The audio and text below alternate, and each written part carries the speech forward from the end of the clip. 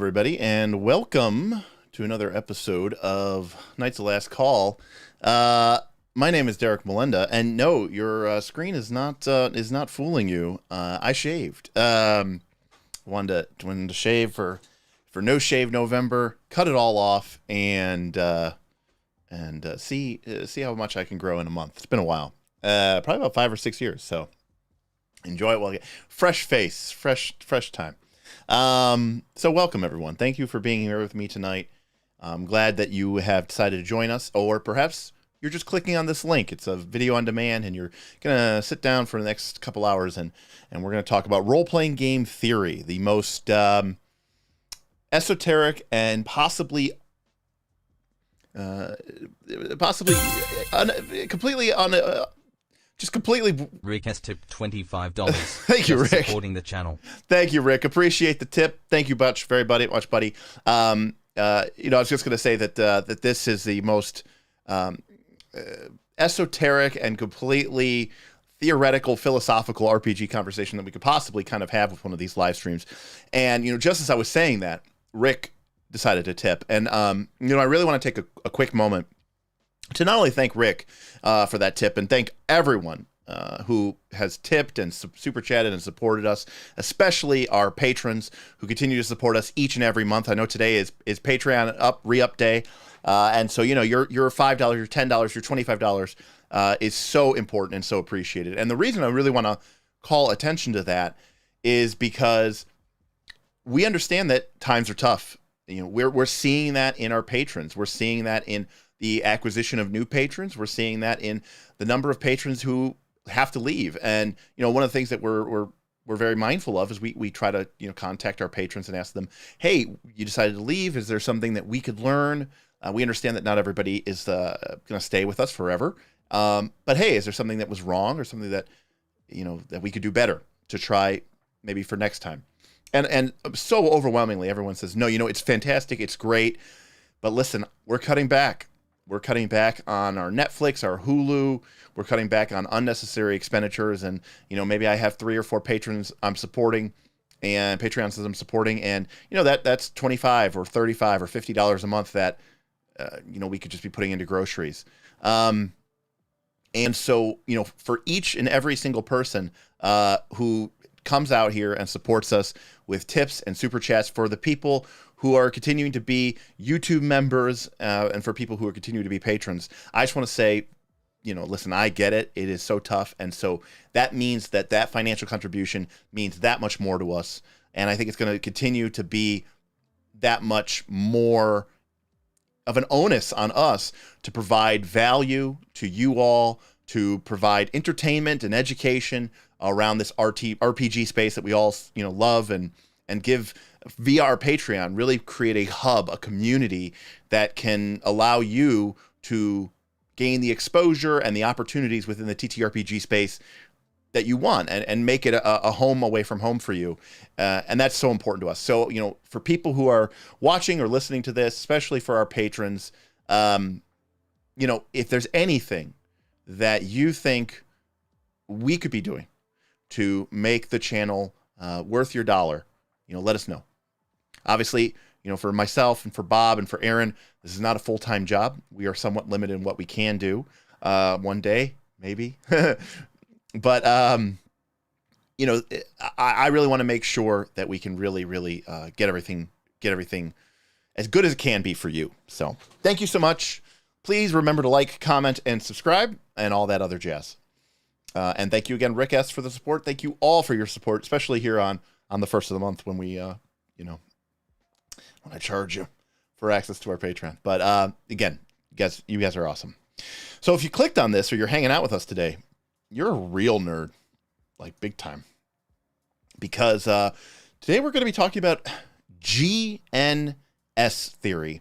And we're going to spend probably around 15 to 20 minutes to talk about what the original GNS Theory was, and how it kind of came about and how it created it, and about why the creator of it sort of disavowed it and abandoned it, and why I, to a certain extent, agree with why he said it was not a good thing to do. But I want to talk about how I kind of took the theory and put my own spin on it, and I use it in my own way. It's sort of a GNS Theory 2.0 or 3.0, depending on how you want to look at it, and how I use it to understand and judge games.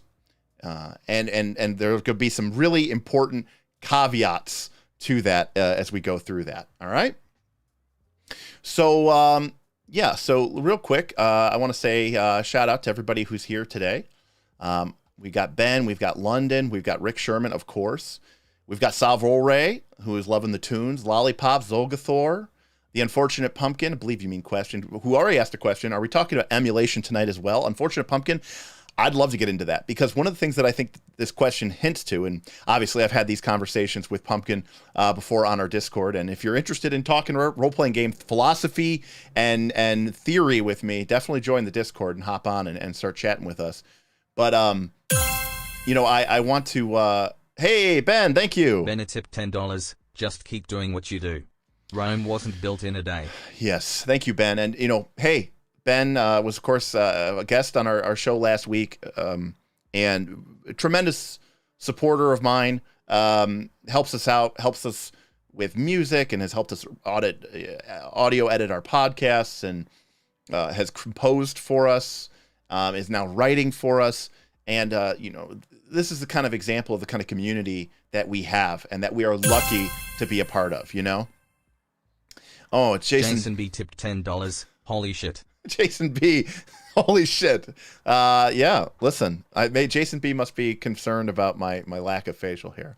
But yeah, all very good eggs. And one of the things that Unfortunate Pumpkin's talking about is the fact that my theory is continuing to evolve. The way I use this tool continues to evolve. I have been exposed in the last year or two or three to new games, which caused me to say, hey, wait a second, is there something I'm missing? Is there something that I need to account for? Is there something I need to change in order for me to, to continue to modify this and use this as I see force? London Matthew says, podcasts. I remember those. Blame Bob. I'm just going to say that, right? Blame Bob. Or GNS Plus or GNSE or GNC. The cash money flowing in is quite loud. Okay, K-Swistack, I will, listen, I don't want anybody to be hurting. I'm gonna tone that down. I can do that. I have powers. Listen, the money coming in from people supporting us is too loud, but I am gonna turn that down there. Okay. Boom. There we go. Okay, everybody. Listen, money speaks. I do blame bombs and AARs. That's a good point. Yeah, listen, the thing about the podcast is that the podcasts were fantastically fun for us. Aaron and Bob and I got to hang around and, London, I agree. Somebody tipped me. Test it. Were really fun for us because we got to hang around and not focus about cameras or anything like that, and just kind of rant and ramble and go on some places. Some people said they were a little bit unfocused, which I will admit that they were. I mean, some of those went for 3 or 4 hours with a vague sense of what we wanted to talk about. But really, it was kind of more of an example of just us flowing with this. But exactly, London, once we get that studio complete, and by the way, Bob and I were up there this weekend. We were cutting out shapes for the windows. We have all our foam ready. I've got my hot wire foam cutter. We're going to start carving out the decor and the set, try to build the lighting effects and the lighting it's going to be a whole thing. So I'm really looking forward to it. But once we get that set up, we really hope that that's going to be cool for us too, right? We're going to want to get in there, and we are going to get in there.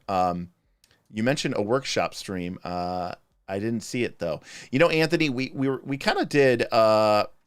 We did it. I don't think I think it was private. I think we just posted it only to the Discord. So there was one Friday where we kind of walked through it. But you know what? I'll probably do some more stuff like that as well. So Derek's Beard tipped $5. I'm sorry to have left you all, but it was time for me to live my life. Please evaluate your own hopes and dreams instead of living for someone else. Oh, that is classy. Thank you very much. My beard. It'll be back. It'll grow back. It's already started. Look, I shaved last night and it's already starting to get kind of stubbly. Here comes Vin with the $5 super chat. Look, he says I look creepy without the glasses. Well, for starters, without my glasses, you can see my vitiligo on my left eye a lot better. But, I thought about getting LASIK eventually, but here we go. You guys are funny. He's yelling at me to put them back on. You suck. Anyways.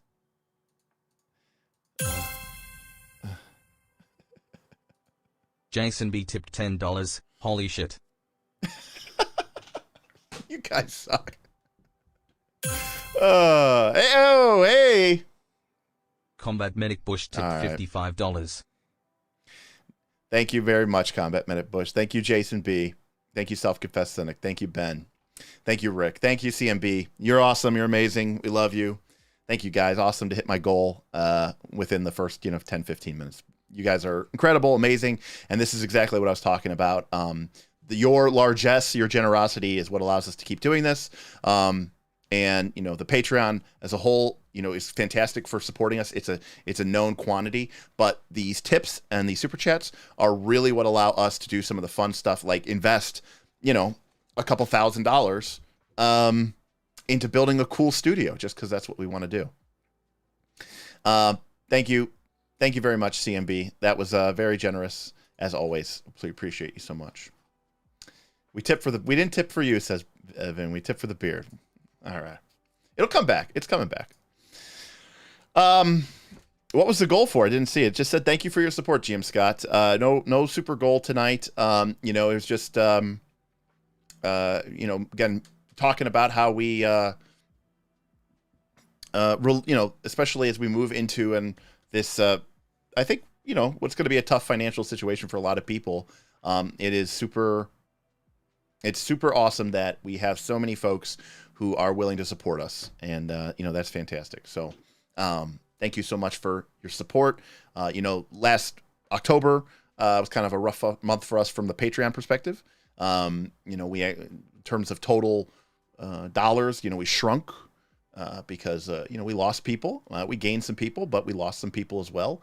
And, it's nice to be able to rely on this and rely on you folks for the kind of generosity that you continue to show and support us.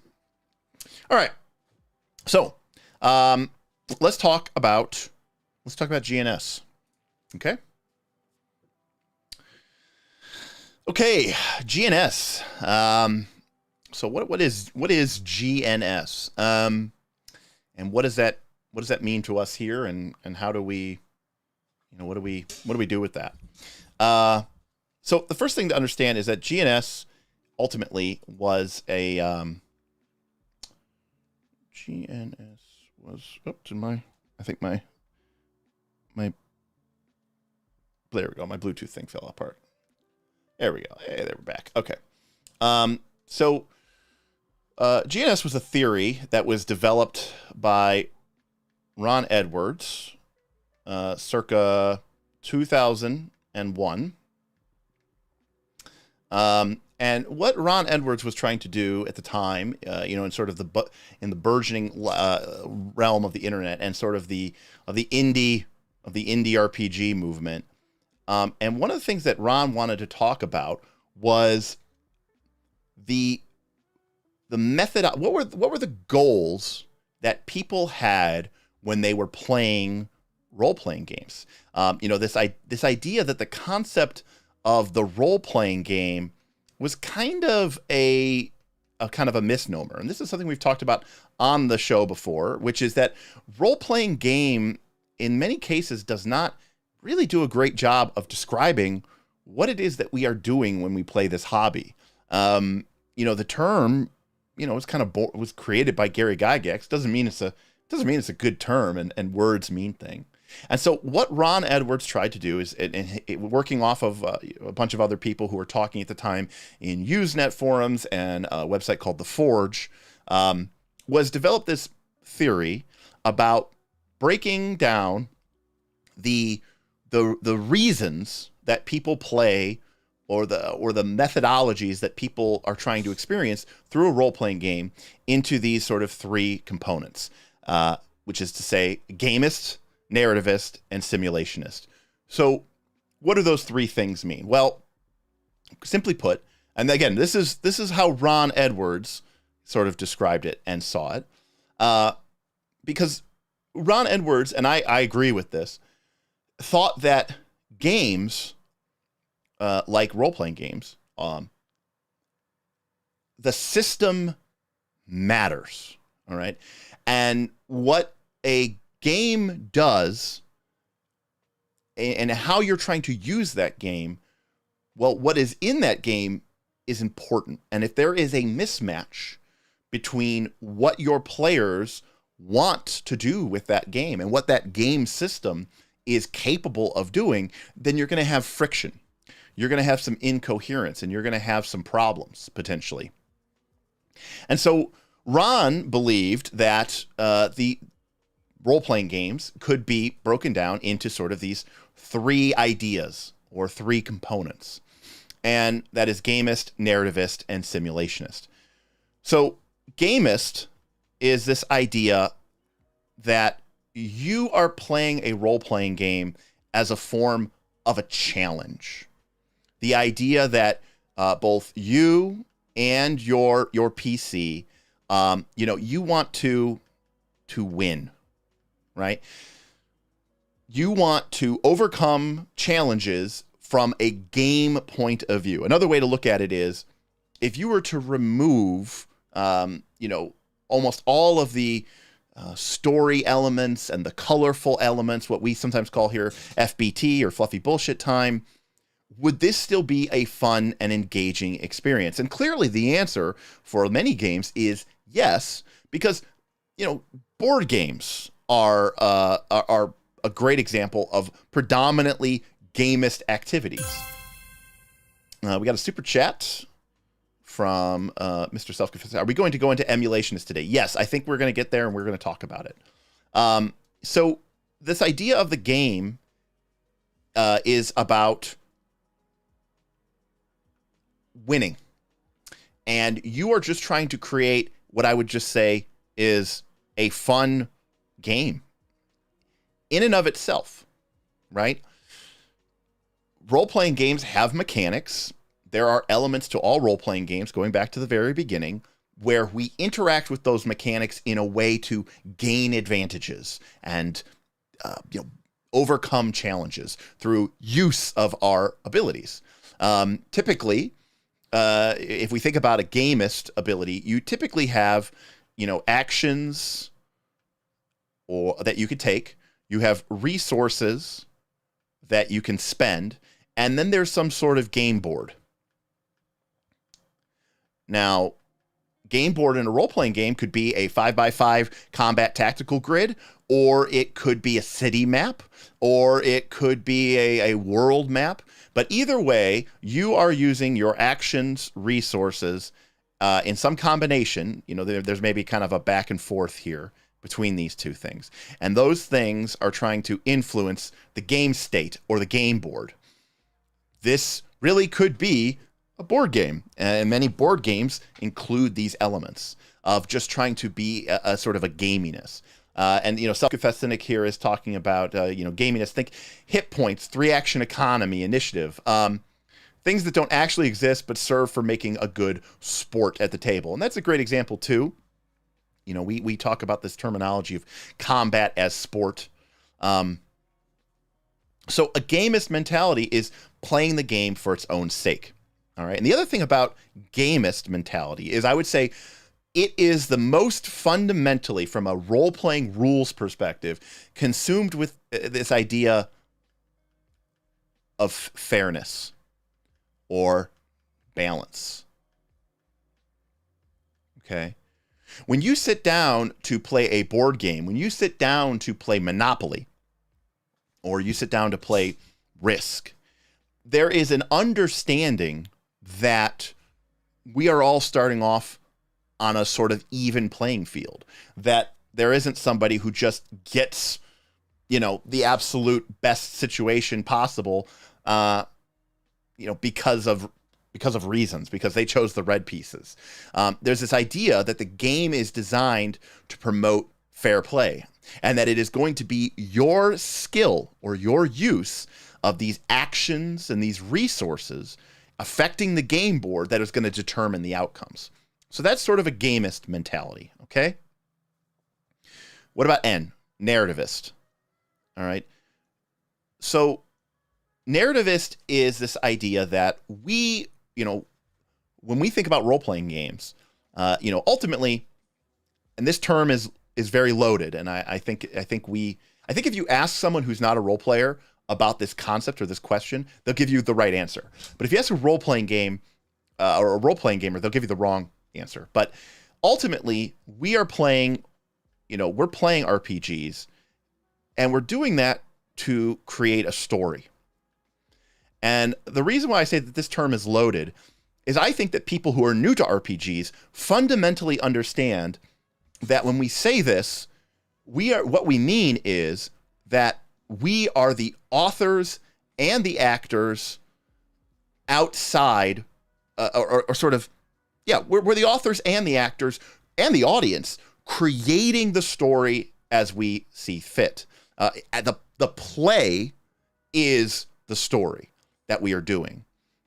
And that story is what leads to fun. The reason why it's loaded is I think because a lot of role-playing gamers nowadays think that the story is something that is already created and that we are simply going on it to experience it. That is problematic. But the narrativist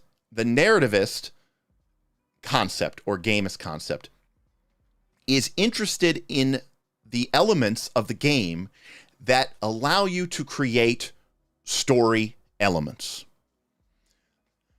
Narrativist mechanics, we're all familiar with Pathfinder 2. Narrativist mechanics create moments in a game or a simulation that feel cinematic, that push into a realm where you say to yourself, wait a sec, this doesn't actually make sense. Well, why is this person able to win? Oh, because they're the main character of the story. Some plot armor is a great example of a narrativist mechanic. In Pathfinder 2, this is hero points, believe it or not. Okay? Hero points aren't fair or balanced. The bad guys don't get them. And it's not a simulationist. What is a hero point in real life? When do I have a hero point? The reason why we award hero points is because we want our characters to have this resource that enables them to be victorious, because that's what we expect protagonists to do. And I'm actually going to talk about incoherency and why there's problems with the D20 system in a second. But a narrativist game understands that it's more interested in creating an interesting story through the actions of the characters and the players than it is creating a good game or creating a good simulation. Now, role-playing games can have all sorts of different mechanics for this, but narrativist mechanics will incentivize you to push you into situations where you are creating a moment that's just awesome and cinematic. Self-confessed cynic, you just made a great point. The concept of a boss monster in a TTRPG is exactly what he is describing. It's actually narrativist because we want to have that satisfying big bad evil guy. Incapacitation rules are gamist in Pathfinder 2 because they prevent the game from becoming out of whack and, blowing up fairness and allowing wizard PCs or caster PCs to have an unfair advantage over martial PCs and maybe trivializing the game element of it, right? They want you to be able to Jenga and move around the combat. But it's also plot armor. Incapacitation rules are a form of plot armor. And that is a narrativist component. Because we have in mind this idea that we want our outcome, the story that we are creating with our RPG, we want it to be more cinematic or more literary we want it to have a stronger bend towards that. So that's narrativist mechanics. And then lastly, we have simulationist mechanics. Now, simulationist mechanics is the idea, and this is where things can get a little bit complicated, but simulationist mechanics are the idea of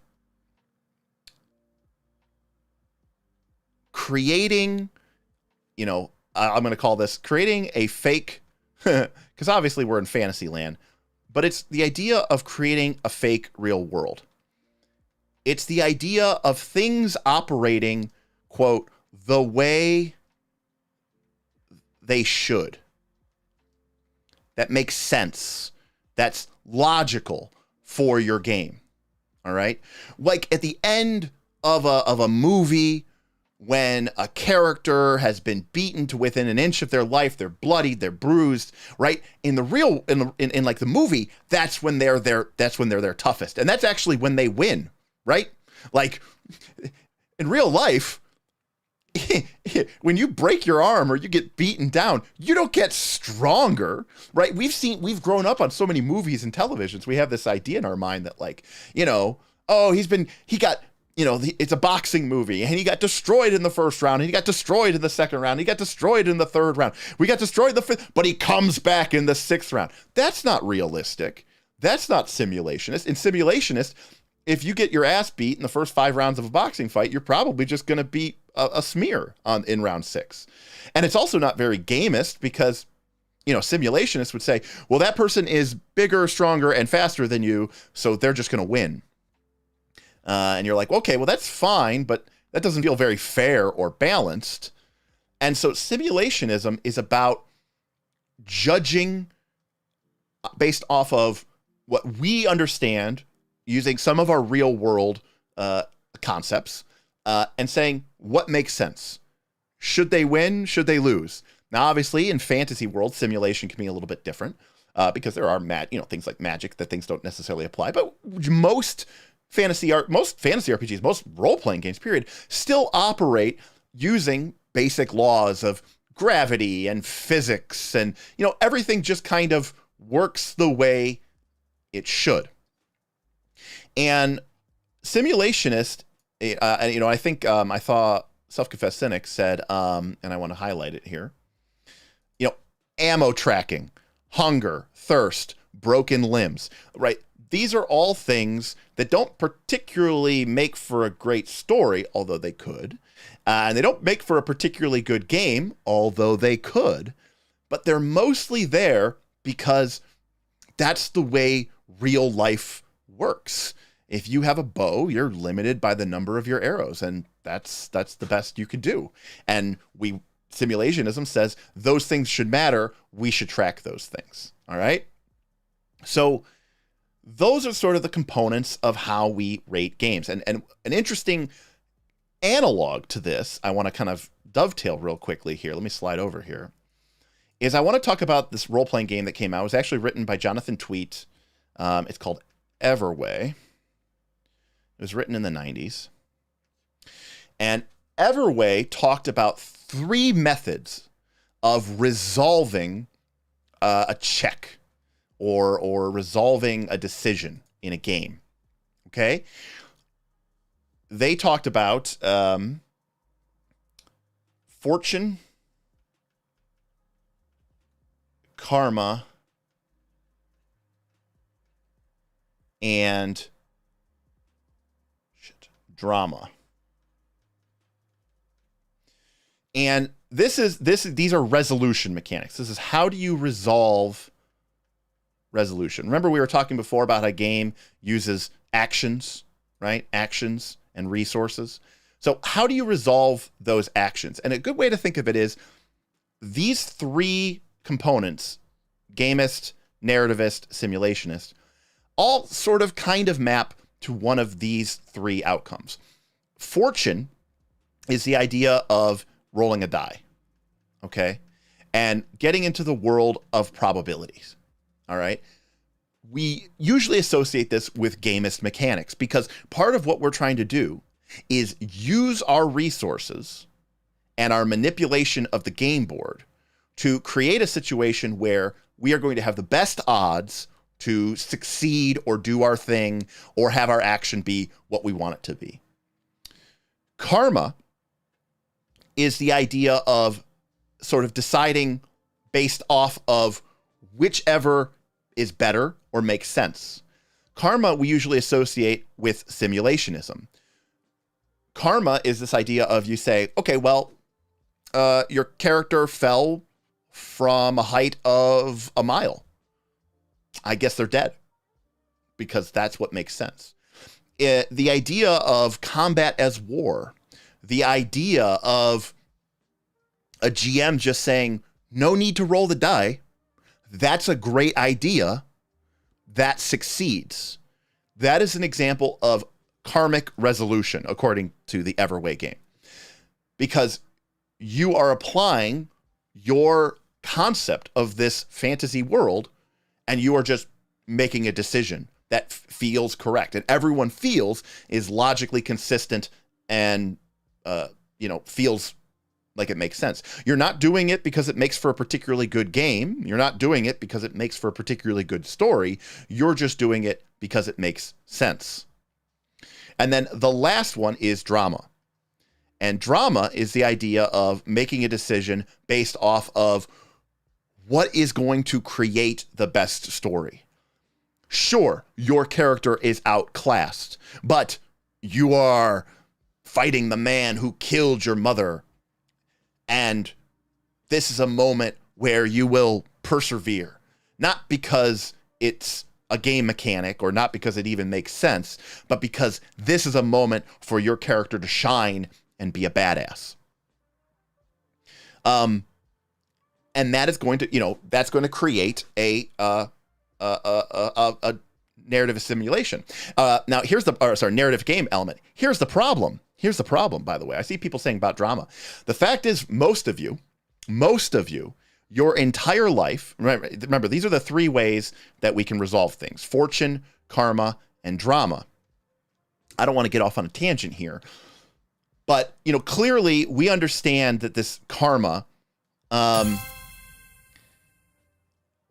Self-Confessed Cynic asked, how would you categorize the GNS elements of a common touchstone game, like D&D 5e or PF2E? What elements are which and what compromises is made? Well, Self-Confessed Cynic, once we kind of establish this, we're going to score all 5 editions of D&D, and then we will kind of talk about that as we kind of go through that, okay? So I'm trying to get ahead of the curve here, but you're always pushing me into places, and we're going to get there. But thank you for that super chat. And we're definitely going to talk about that.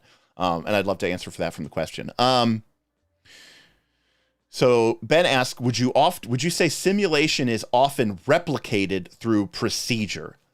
Yes, but I also think, Ben, that procedure is also sort of the early indicator of emulation, right? We understand that we don't actually want to simulate a thing. We just want to get the feel for a thing. And that's where we end up creating certain procedures that, rather than fully simulate it, emulate it. Like ration tracking or encumbrance or arrow tracking is very clearly simulation. It's a one-to-one connection between what is happening in our fictional world and what is being tracked in the game system.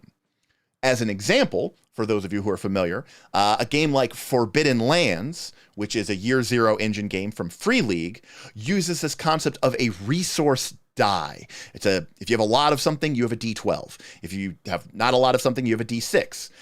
Every time you use that resource, you roll a die, your resource die. And if you roll like a 1 or a 2 or a 3, the die becomes 1 die size smaller. So if I have D10 resource die of arrows and I shoot my bow, I roll the D10, and on a 1, 2, or 3, that D10 becomes a D8. And then now I'll roll the D8. And if I roll 5 or 6 or 7, the arrows are fine. If I roll 5 or 6 or 7, the arrows are fine. I could do that forever. But if I roll a 1, 2, or 3, the D8 becomes a D6. That is where we're trying to get some of the value of simulation without doing all the work. And that procedural component, I think, leads us to emulation, which I think we'll get into it, but we could talk about it. But I want to make this point. So if you've played with a very strict by the rules game, game master, you're probably doing a lot of fortune, a lot of fortune, type things, right? Because that's what we associate with, D&D and Pathfinder 2, right? And we usually associate karmic resolution with cool GMs, rule of cool GMs, right? That's not right. No, karmic GM is more of like an old school GM who just says, hey, listen, I'm not going to make you make a dexterity check or an open lock check or a find remove traps check, or I'm not going to make you make a thievery check. You gave me a great idea. And I think that great idea has enough value or merit, has enough karma, positive karma, that I'm just going to say that is successful. Rule of cool is actually a dramatic resolution technique.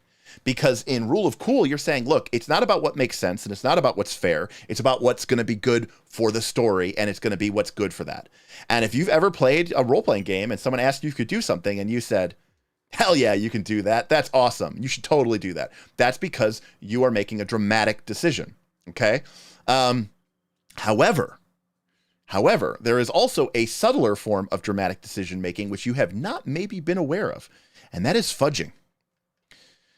Okay? You may think or thought that the decision was being made or resolved via fortune, but in reality, it was being resolved via drama because your GM was fudging. And your GM was making decisions about what's going to be better for their perception of the story rather than relying on dice rolls. And so many people, without realizing it, actually have had a lot of their actions resolved via drama when they thought it was being resolved via fortune. And that's something particularly insidious, and I don't like it because I'm fine with dramatic resolution in the right kind of game. GM Scott tipped $5. Velp, there goes Reddit. Thanks, buddy. Yes, exactly. I'm fine with dramatic resolution, but just be open and honest about it. Have a real conversation with your players. Lying and pretending that it's a fortune resolution when it's actually a dramatic resolution, that is where I get into these sort of problems. Verisimilitude is the word for S. Yes, verisimilitude is the word for S. Now, I mentioned before that this is a little bit different. This is my take on GNS. This is a little bit different than Ron Edwards' version. And that's okay, because Ron Edwards said, I don't even want to use this anymore. But for me, this is about understanding what is this game good at and what is this game trying to do. And part of my process for doing this is understanding that, I may like certain elements of this process more than I like other elements of this process. Yeah, Rui, unfortunately they do not. I do usually, that's why I have the text to speech on, Rui. So if you super chat, it shows up in the comments, but if you tip, the voice will speak it out. And that's one of the reasons why we do that. But so you get to kind of insert your authority there. But tips though are nice because we don't get super chats are superior, but YouTube is taking 30% of whatever you gave to us. So look, we appreciate it no matter what it is, but YouTube gets their cut on the super chat. They do not get their cut on the tip. Just saying. But yes, verisimilitude is how much your game functions and works like a real life situation. And again, that's kind of vague because we could be in a simulation. But the elements of verisimilitude for some people are very important. For other people, it's not as important. Dramatic resolution also requires the GM to spread that around as not to alienate the more rules as written players. Yeah, I mean, there are plenty of games where dramatic resolution is manifested in subtler ways. As I mentioned, like hero points are a form of dramatic resolution. There's no reason why, that you can't point to anything in the simulation that of why that case is, why your character is able to re-roll that attack, why they're more accurate in that moment. No, the hero point exists because the game wants you to have an increased chance of success in a moment that you deem to be of importance, or vice versa. The game wants you to be able to get a re-roll for when you fail that critical save, and they don't want to get blown out of the water. And the game doesn't really want you to do that. And so we'll get into why some of these games are incoherent. Okay, so those are sort of our baseline assumptions. And we'll talk about emulation in a moment. But I wanted to kind of talk about, from a fundamental level, our 5 editions of D&D. John says, fate compels and declaring a story detail are very much dramatic resolutions. 100%. Fate is a very dramatic resolution heavy game. Yes, 100%. 100%. Very, very, very important. Okay. So let's talk about these in terms of scoring and how I do this, okay, and how I go through this process.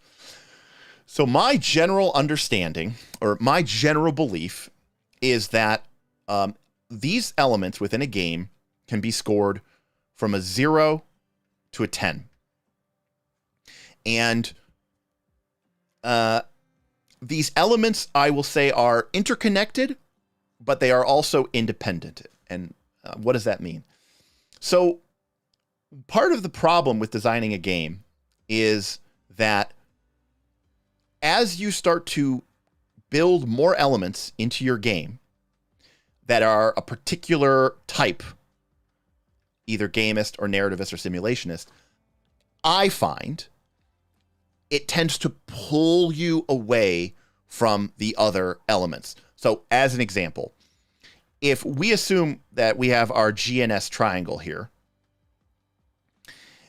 if we assume that if a game is located at the very corner, okay, that's a 10, then we can see that as we pull a game closer and closer to a G score of 10, it is naturally reducing the amount of N and S that game has. Now, this isn't necessarily a strict mathematical relationship. Different games, very different clever games, have figured out ways, very brilliant game designer ways, to try to minimize this. But in my personal experience, no game is completely able to just move in one of these 3 directions without somewhat impacting the other scores or the other elements. If you add a bunch of gamist elements to your game, in my experience, something has to give. The S score needs to go down, or the N score needs to go down, because a game is a collection of rules. And, one of the things that we don't really talk about oftentimes is complexity, right? And how much that matters. Because, we can kind of talk about this as kind of a side tangent to GNS, but, these games, when you add more rules to your game, you're also increasing the complexity. The other thing to talk about is this concept of what I call greatness. Okay. And for me, greatness is simply a game's G plus N plus S score. All right. Think of it this way. If a role-playing game system, you're playing like a 3rd edition or 5th edition or whatever, this is how much point buy points you have. Okay? This is how much point buy you have. Some game systems, just because they are designed better, right? They're 32 point buy builds. Whereas, maybe a lesser game is only a 28 point buy game. And maybe even a lesser game is only a 24 point buy system. The quality of the game's writing, the brilliance of a game's design reflects how many points you have to play with. So there's a theoretical world where somebody creates a game that is a 10 plus 10 plus 10, and it's just this 30, and it's just the best game of all time somehow. I find that to be theoretically impossible. Instead, what I find is that a lot of games end up falling between 8 to 12 in terms of their total scores. And again, we'll talk about the scores here in a minute, but I just wanted to kind of talk about what this idea of a cumulative score means. And now I want to also talk about what scores themselves mean. A 0 means it is totally absent.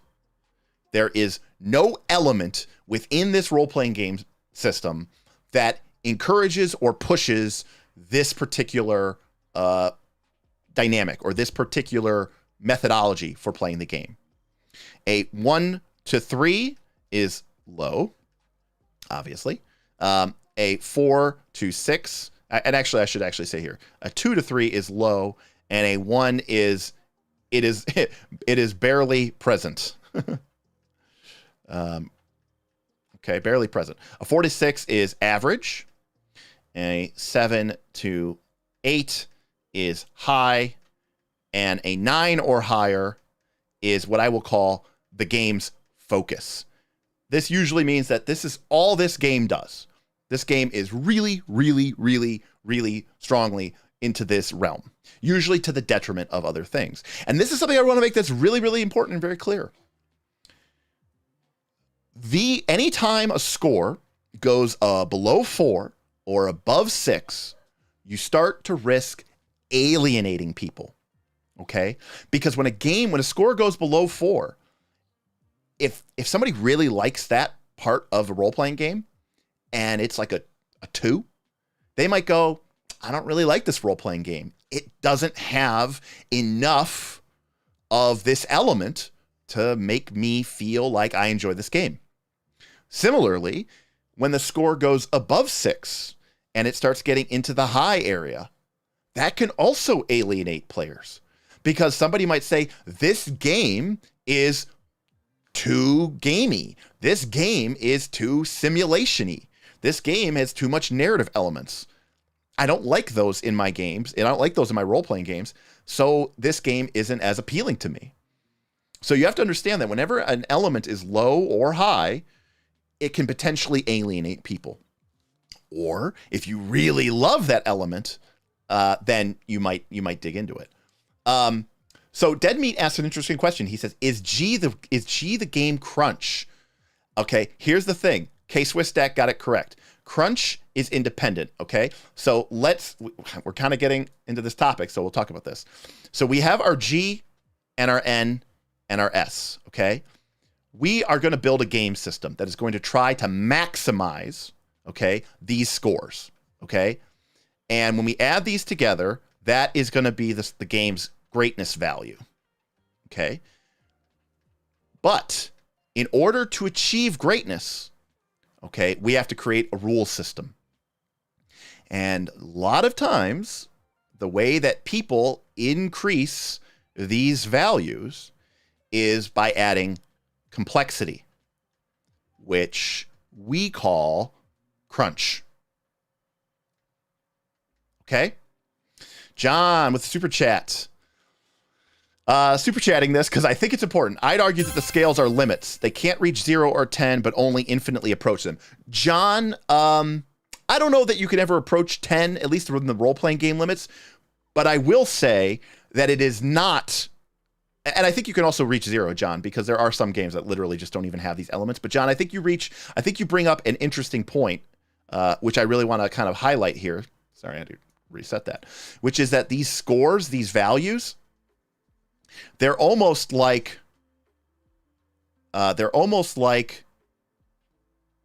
it's.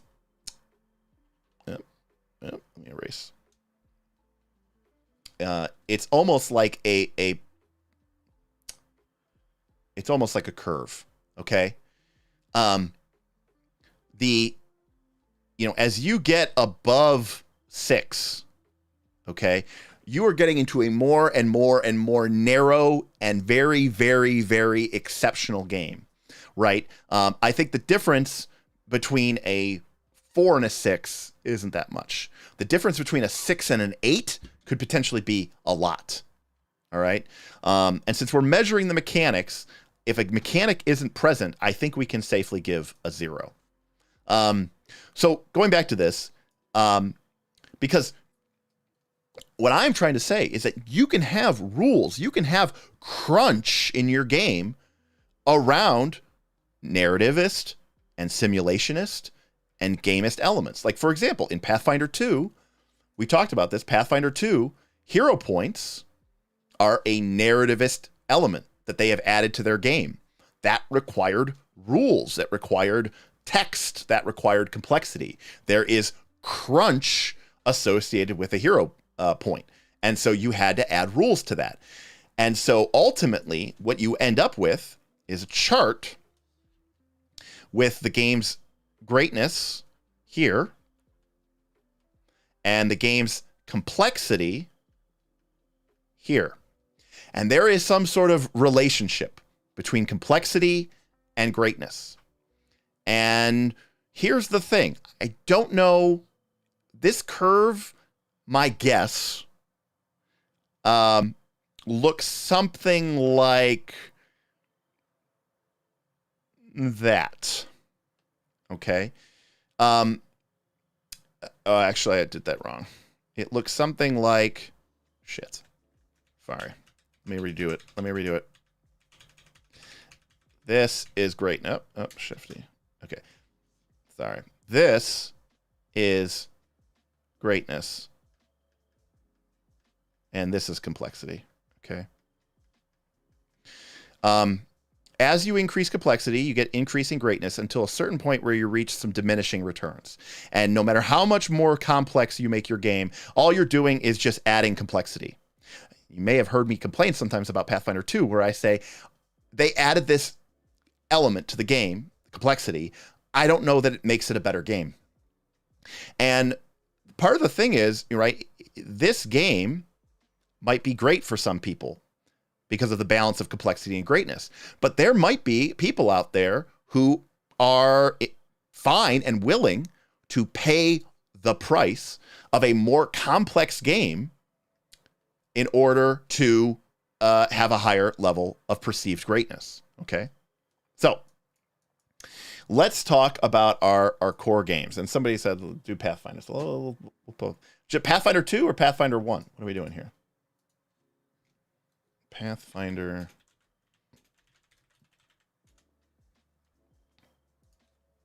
Both. Okay.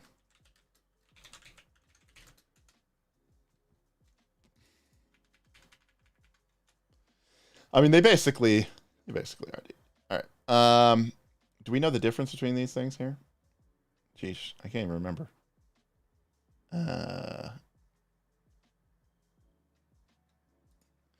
Unfortunately, because second edition doesn't use second edition. Oh, come on, it's second edition. That's true. No one does play. I mean, Pathfinder is Pathfinder 1 is basically just 3.5. All right, so we'll say third. We'll say second edition Pathfinder. Okay. All right. So we got our situation here. G, N, and S. Okay, and then this over here. This is our greatness. This is how amazing the game is. Okay? And that's just a sum. All right. So let's start off with, well, we're going to actually score the G's first. Okay?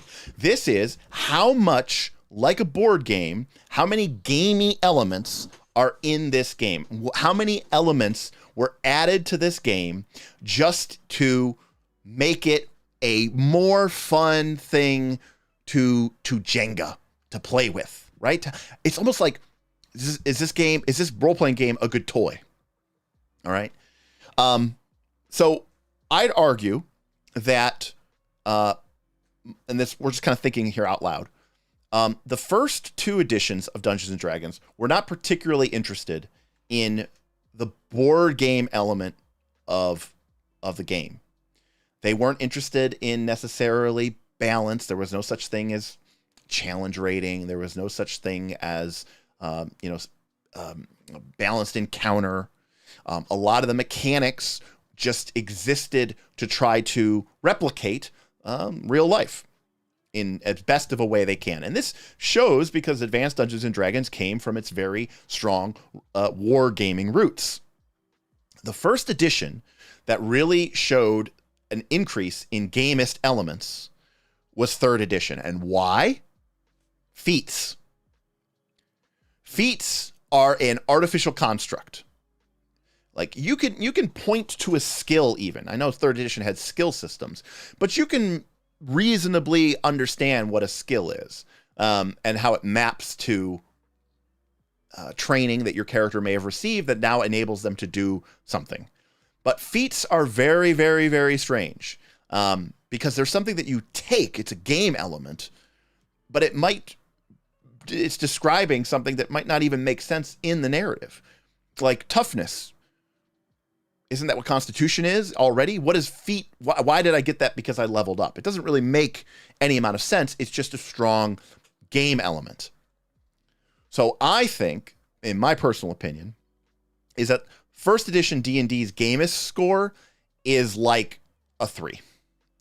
And quite frankly, the 2nd edition of the game added some amount of gamist elements, but quite frankly, I don't think it added a ton more. I think it's more of a 3. Now, 3rd edition, I think, did add a lot of gamist elements. And I think that 3rd edition represented, for many people, sort of a sweet spot of gamist elements. It had feats and skills and a lot of class features and multi-class builds and, a lot of elements that I think people are really, big on. And I personally think that it went all the way up to a 6. If you look at the difference between 1st edition, 2nd edition, and then 3rd edition, 3rd edition feels a lot more like a modern, what we would consider gamist game. All right? And we thought that was like the pinnacle of where a game's, gaminess could go. And then 4th edition came out, okay? And 4th edition pushed that even further. 4th edition was almost designed first and foremost to be a game, to be built around balance, to be built around combat as a sport, to give players options, not because it made sense in the narrative, not because it made sense in the simulation, but because it was a fun thing to do on your turn, because it enabled you to play a defender role or to play a healer role. It was very much designed with this forefront of in their mind of how do we make the gameplay experience, in 4th edition's case, particularly combat, very fun and rewarding. 3.5 is the high school sweetheart / crunch of systems. Yeah, I mean, for a lot of people, 3rd edition was definitely a high watermark, for sure. And at the time, I thought it was the best game system I've ever seen in my entire life. Now, I don't know. I think you're right. She was perfect at the time. Who knows if she's still all that? And I think we'll get to this in a reason why. We'll get to it in a second. But so for me, 4th edition was pretty dang gamey. To me, 4th edition was like an 8 in the game score. It was a significant step up from 3rd edition. The addition of powers, the additions of conditions, the way that the game was structured, the way that the powers were written and structured. Then we get to 5th edition. And obviously 4th edition was a big problem for Wizards of the Coast. It did not sell as well as they wanted to, and they wanted to take a big step backwards. If you look at core 5th edition, you have things like feats and abilities from your classes, but it is not even close to the scale of a game like 3rd edition. It is really, really, really far back. Slasher Hawk says, I'm surprised 4th edition wasn't a 10 on the game score. And Slasher Hawk, the reason it's not a 10 on the game score is because people are actually usually very surprised to learn this. 4th edition still had elements like rations and torches and, movement rates over land. It wasn't just a board game. It still had a lot of, yes, exactly, Damien. A 10 on the game score is literally a board game. Like, I'll give you a great example. Some of you may have played the board game Gloomhaven, okay? Which a lot of people said, it's just like an RPG. But one of the reasons why we've played it a couple times, but one of the reasons why our own Aaron Smith sometimes has problems with Gloomhaven is because it looks like a role-playing game. But in a game of Gloomhaven, your character, if they run out of actions or cards in their hand, they are out of the mission. They collapse.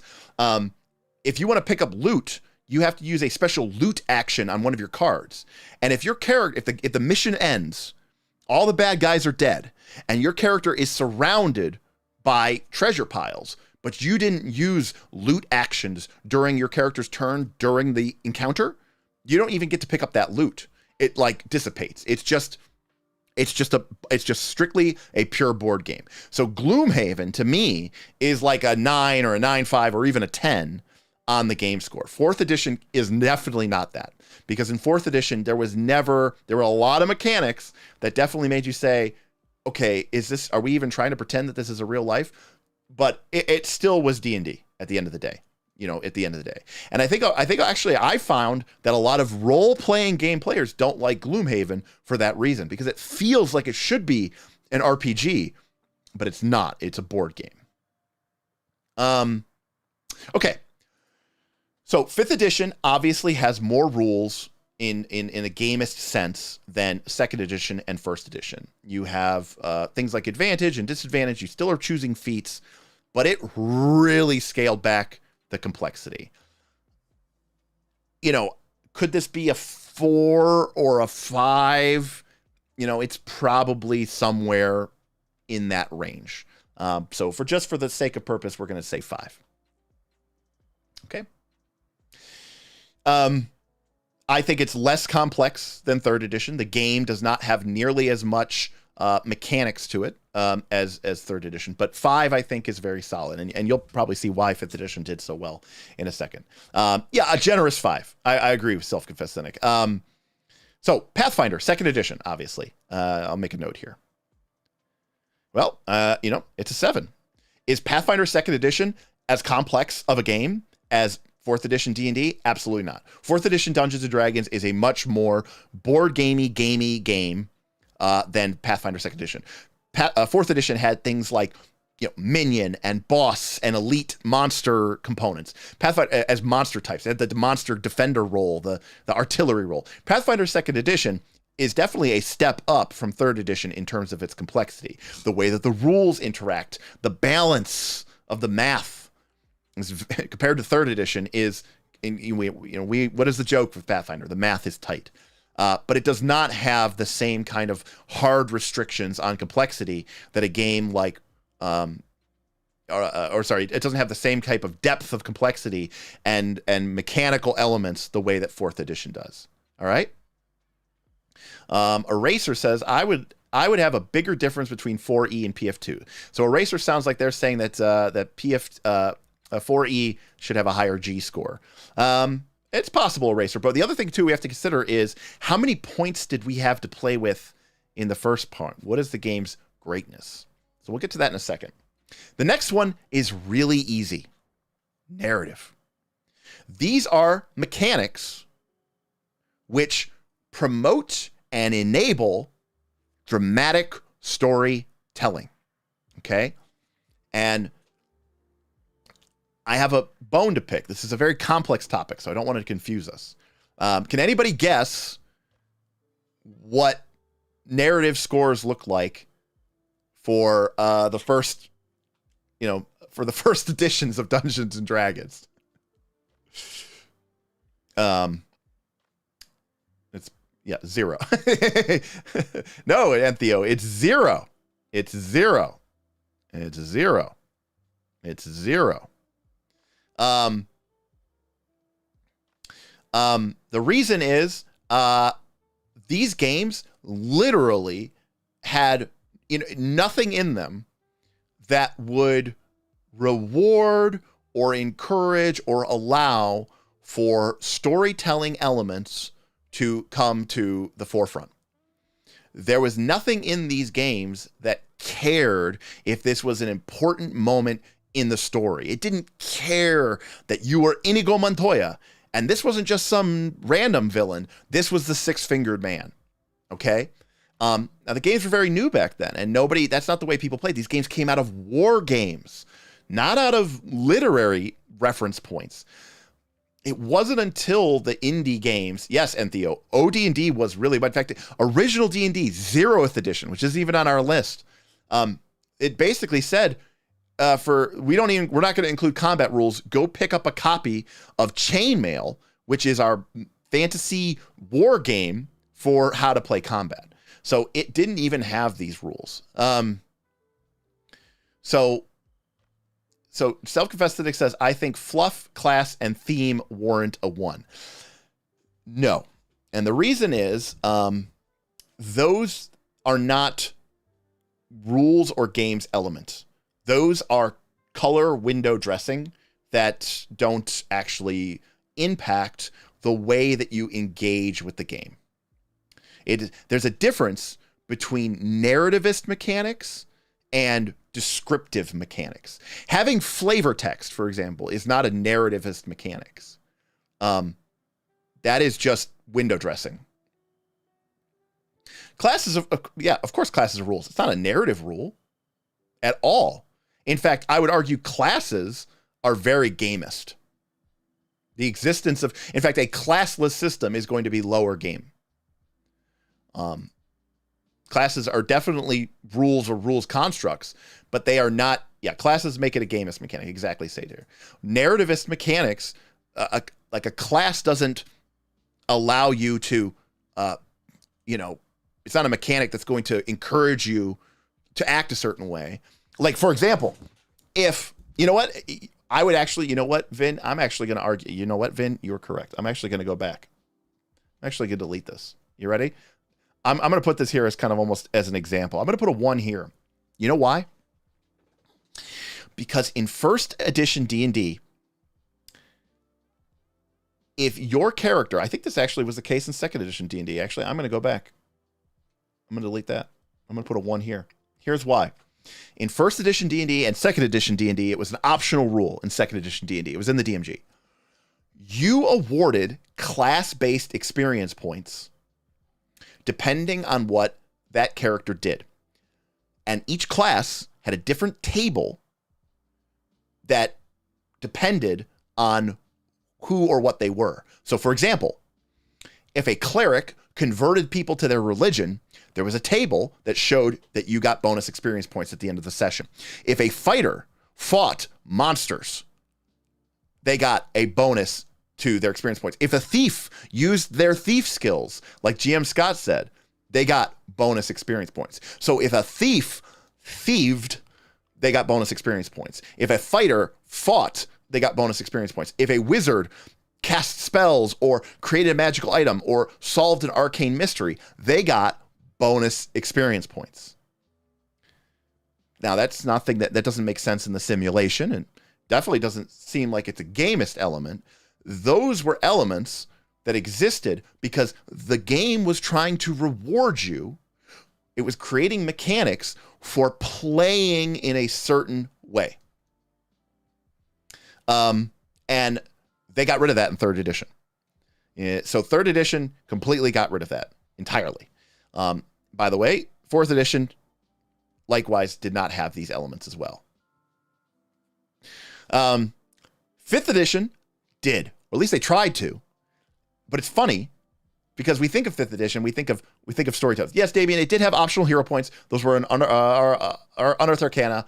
I'm not going to discuss that. Was there no non-combat XP in third edition 3.5? Arasor, officially, I think no. You got experience based off of encounters, but it's not just about whether there was XP awarded for non-combat or combat. That's merely the way that you're resolving it. Narrative mechanics are about rewarding or encouraging or promoting behavior or allowing or supporting or increasing the chance of your character doing something because it would fit the story or the idea of your character or of that story better than if you just allowed the dice to fall where they may. In a game of first edition D&D, if you had a fighter and a fighter, and this fighter was always going into combat and promoting war and getting into fights, they would level and become higher level than the fighter who was trying to talk their way out of problems and discuss things and was avoiding combat, trying to sneak around. All right. So that is where that element, would kind of come into a hold. Well, Racer, I think we talked about story elements in the beginning. I think you're actually correct. I would see finishing story arcs as gamist. Yes. If you mean story arcs, what I think you mean. So 5th edition D&D tried to, I'm going to give it the score that I think it deserves, by the way, but it tried to turn back on. It tried to be a more narrativist game. I'm probably going to give him a 2. D&D, and this blew me away. If you watched my live stream, you saw that I actually reacted to this pretty incredibly. 5th edition D&D was the first edition of D&D to me that actively went out of their way to create a narrative mechanic that was tied to narrative personality elements of your character. And Kevin, you're exactly correct. Giving inspiration for doing things tied to your ideals, your bonds, your flaws. That I was shocked to learn nobody uses. And that apparently people forget about inspiration all the time. Inspiration is very much like a hero point, a narrative mechanic. But more so, this was almost very Fate, Fate the board game, or Fate the role-playing game. This was a very Fate-esque mechanic. The idea that you have these flaws, ideals, bonds, and that your character can act in a way that is consistent with those flaws, ideals, or bonds, and then be rewarded with inspiration, which they can then use to have a stronger effect on the game, to make their actions more impactful in the game, simply because they are playing their character in a more narrative forward way. I might be being very, it's honestly possible that this could possibly be a 3. But apparently, and this is what's crazy to me, so many people are playing freaking 5th edition like this, they're playing it with a very narrative forward, and they don't even use these things. They talked about that on the live stream, and a bunch of people in the chat were telling me that nobody uses ideals, flaws, and bonds. They forget about them. They leave them blank. They just ignore inspiration entirely. It's crazy. Blew me away. Pathfinder. You know what? I'm going to say, actually, this is a 3 and this is a 2. So why is Pathfinder less? Well, Pathfinder has hero points, which are kind of, I don't know, maybe this is actually a 2 and that's just a 1. We're being pedantic here, but Pathfinder has hero points. They're not great. And the other thing about hero points is the game, it doesn't really tell you how or when or why to reward them. They're not really tied to a character's specific personality. In fact, the game even says, you should reward them when the characters are awesome, but you should reward them once an hour. So what does that mean? Does it mean if everybody's being awesome all the time, you should still only give them out 1 point per hour? But what if everybody's being horrible? Should you give 0 out, or should you still put it out for 1? This is about as, I don't want to give it a 0 because, 3rd edition did not have hero points officially.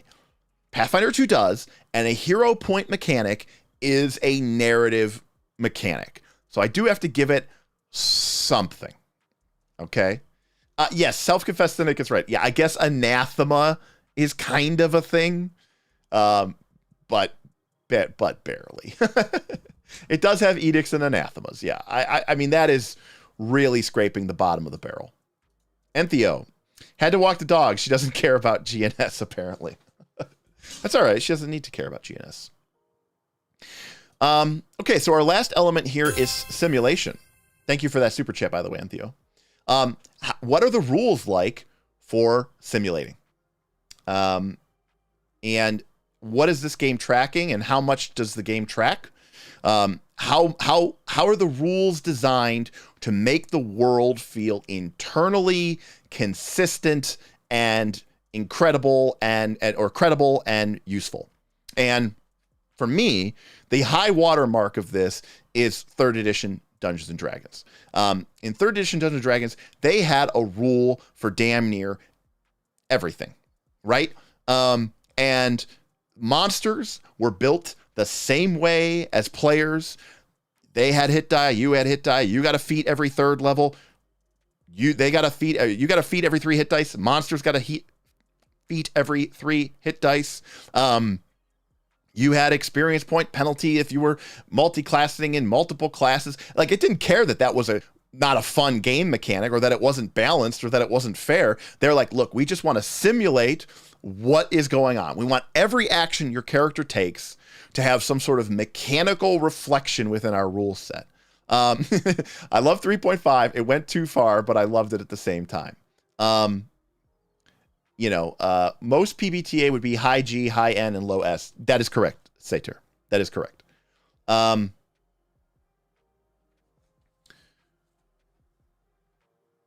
Who actually still knows the 3.5 grapple rules? Exactly. And so in my mind, 3rd edition is probably somewhere around, like a 6 in terms of simulation. Now, why isn't it higher? Well, because, look, it at the end of the day, certain elements were highly simulated, but there's still a lot of the game that gets kind of hand-waved around.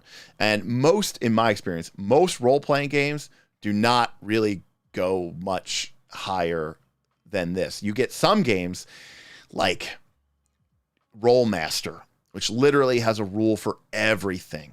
Like the new game that we've been talking about a lot on the Discord, right? Against the Dark Master, might have a higher than a 6 simulation score. These are games, Hackmaster 5th edition, which was written as a joke. Like, for example, in Hackmaster 5th edition, I'm not even kidding you, it's kind of written as a joke. In Hackmaster 5th edition, when your character starts to move, they don't immediately move their speed, right? The first move action that you take, you only move, 15 or 10 feet. And then the second action you move, you get to move, 25 feet. And then it's not until the third move action that you actually reach top velocity. And now you are moving at your maximum speed. Same thing. You can't just stop, right? So when your character stops moving, they still have to move a little bit in the next round, because you can't just literally stop on a dime. Queso Stack says acceleration, cool. Satcher, the one Western game with the horseshoe tracking system is pretty. Yeah, you're thinking of Aces and Eights. Battletech is a very high simulationist game. Yes. Champions, GM Scott, is a very high simulationist game. William says that sounds terrible. Absolutely. In a game like Battletech, when you shoot missiles at people, you have to track where each missile hits, and there's armor location damages for each location. In Hackmaster, when you get critically hit, you have to determine if they got critically hit on the hand, on the arm, on the shoulder, on the chest, on the legs. If they got hit on the hand, did it hit a finger? If it hit a finger, which finger did it hit? If it hit a finger, did it destroy the finger? Did it rip off the right? These are simulationist mechanics. Okay? That is not what 3rd edition was. But 3rd edition had a lot of it, and we're going to put it at a 6. Many of the other games in our Dungeons & Dragons D20 sort of world have sort of stepped back from that a little bit. Now, in all these games, okay, you have things like, rations and... I agree with Satyr completely, by the way. Everyone loves simulation until they actually stop to think of it. Most of these games, you have things like rations, and you have things like arrows, and you're tracking all this stuff, and they have hit points, and you regain hit points kind of tied to resting and maybe tied to heat, like I'm gonna sleep and that's gonna give me back hit points, or I'm gonna make a medicine check and that's gonna give me back hit points. So for the most part, I would say most of these games are in somewhat of a range of like 4. So something like something like Pathfinder 2nd edition is probably like a 4 on its simulation. I would probably say that 5th edition D&D is maybe not quite as simulationist as that, but it's probably a 4. 4th edition might be a little less simulationist. Why? Because 4th edition had things like healing surges. In 4th edition, you had this gamist concept called healing surges, and that each time you got healed during a day, that took up one of your healing surges. If your character was out of healing surges, they could not be healed anymore. No matter how much healing magic was put into them, they were done healing. Now, for some odd reason in 4th edition, you still had to track arrows. It was really weird. They still had rations, but a lot of simulation mechanics went out the door. Satyr says, I would give PF2 EF3. Fireball does not like... So, Satyr, that's actually a really great point, and I actually wrote that down in my notes, and I forgot to write that down, which is, that is a great example of bad simulation, Satyr. Because if you look at what Fireball does in older versions of the game, it just says, look, this isn't a game effect. You are just creating a fireball, and fireballs are going to do what fireballs do. I mean, if you look at what a fireball did in 1st edition or 2nd edition, you had to calculate the volume of a fireball because it was literally an explosion. And if you cast a fireball in too small of an area, the fireball would actually expand and it would start spreading down hallways, possibly back into the person who cast it until it filled the area, right? 33,000 cubic feet, GM Scott says. And at least in 3rd edition, it was just 20-foot spread and it did its thing. But it caught things on fire and it melted low temperature metals, the stuff a sudden hot burning blast of fire would do. Whereas maybe it doesn't here. So you know what? Maybe you're right. Maybe Pathfinder is a 3 because a lot of things in Pathfinder 2, don't work. Like acid splash. Hey, my character can create globs of acid at will that I can use to fling at enemies and burn their flesh, causing hit point damage. Can I melt the lock with this acid splash cantrip? No, you cannot. You cannot. You can't do that. Right? Why not? Can I create acid? Yeah, but only for combat purposes. Right? Hey, my monk is going to enter a stance. You can't do that. Why? Well, you're not in an encounter. What does that even mean? What is an encounter, right? That's a very gamist concept. So I think Pathfinder 2 pays the price on the simulation there. I think that 2nd edition and 1st edition D&D were both sort of middle of the road.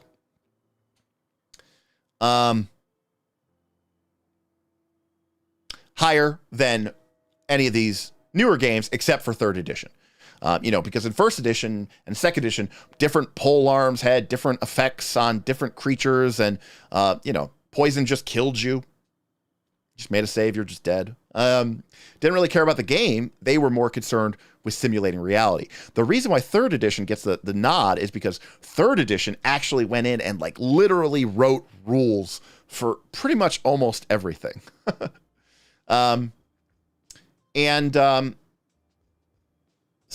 So we end up with our greatness scores. We just add these up. So we get a 9, and we get a 9, and we get a 12, and we get an 11. And we get an 11, and we get an 11.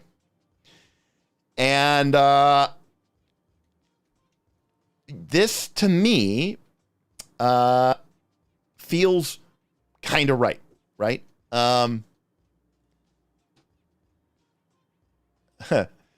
Self-confessed cynic with a $2. My feels when 3.5, 5e, and PF2e get the same greatness score. Proof, yeah, I had to delete that. K-Swiss says, to be fair, in 5e, acid splash can only target creatures, so yeah. Yeah, and again, I mean, you know, maybe I don't know 5e well enough of it, you know, like we could go into it. It's possible that this might be a 3. I don't know. You know, so maybe 5th edition is like a 10 to an 11. It's possible if we really want to talk about that. So what does this mean? And I think there's something really important here, which I want to talk about. 3.5 king. So what does this mean? And it means it means that when I say this, I mean this. In my opinion, 3rd edition was the greatest game that they ever made. For Dungeons and Dragons. But there is a caveat to that, okay?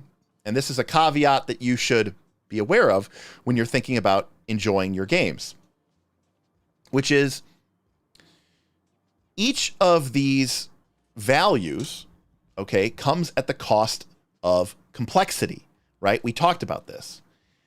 These scores, these greatness scores, are derived through the mechanics of the game, but you're paying a price, right? You're paying a price in complexity. And I don't need to tell you that a game like Pathfinder 2nd Edition is more complex than a game like 5th Edition D&D. Darth Gorlock says 5e deserves a pump. All right, well, fine. We will get. See, here's the problem. Here's the thing I have with about 5e though. 5e still has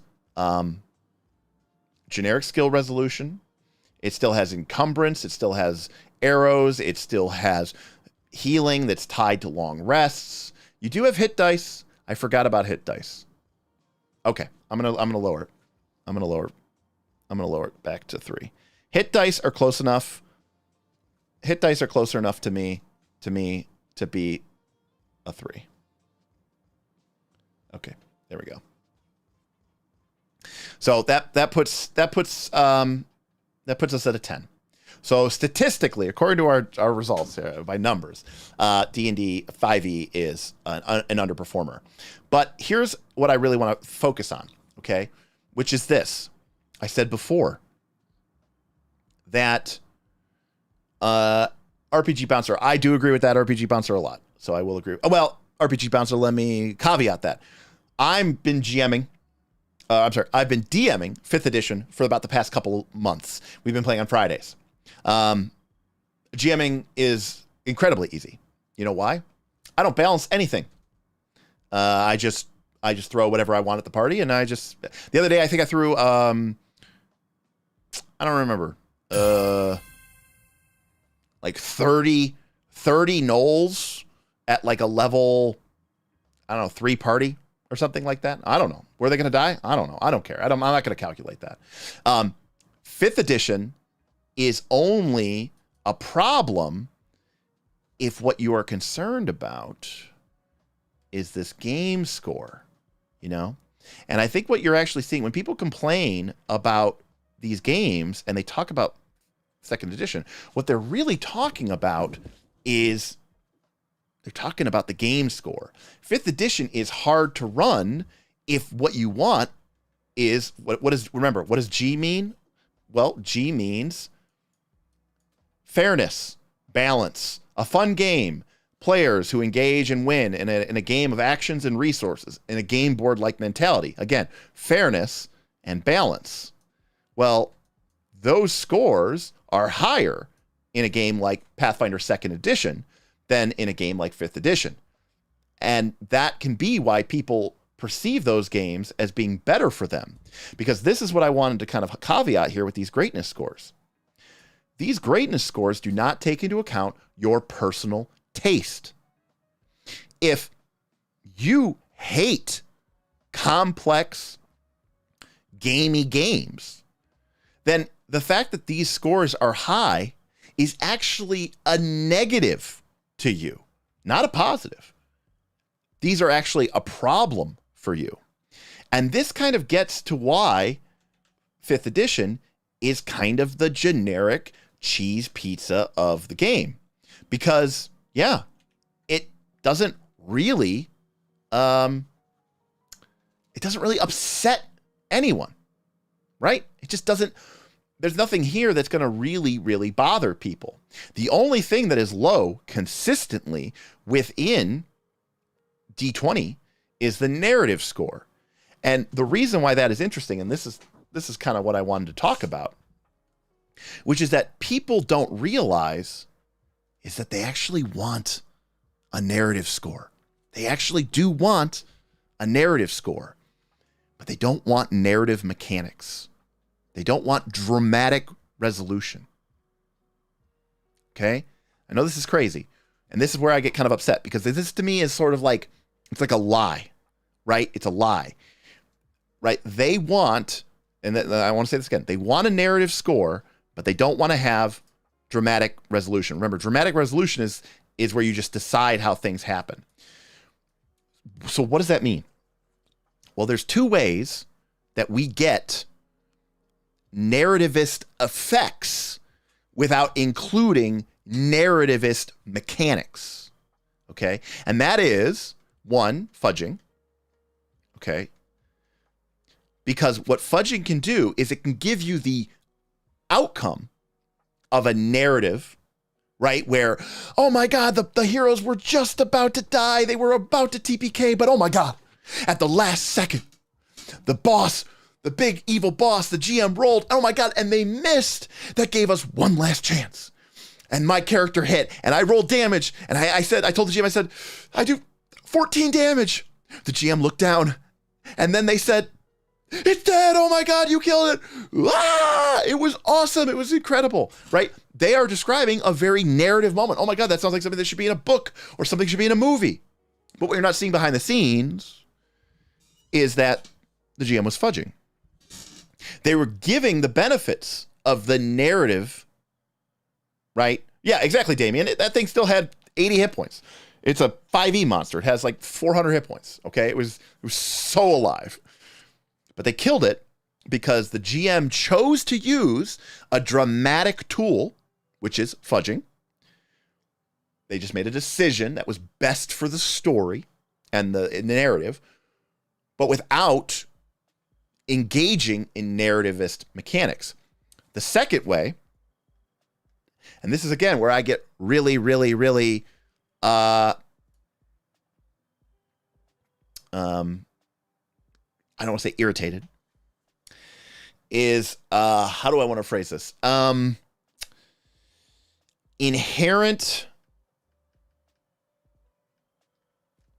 I don't even know how to call this. Maybe you guys can help me come up with another better name for this.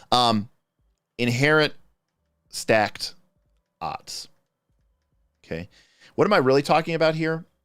I'm talking about encounter creation rules that are found in games like 3rd edition D&D and 4th edition D&D and Pathfinder 2nd edition, and even to a certain extent 5th edition D&D. They just don't work well. And that's why people complain, by the way. That is why people complain about 5th edition and about creating a encounter and it's not fair and balanced. Because what they're really saying is, we want to get the vibe of a cool narrative story where the math of the game is inherently stacked in the party's favor.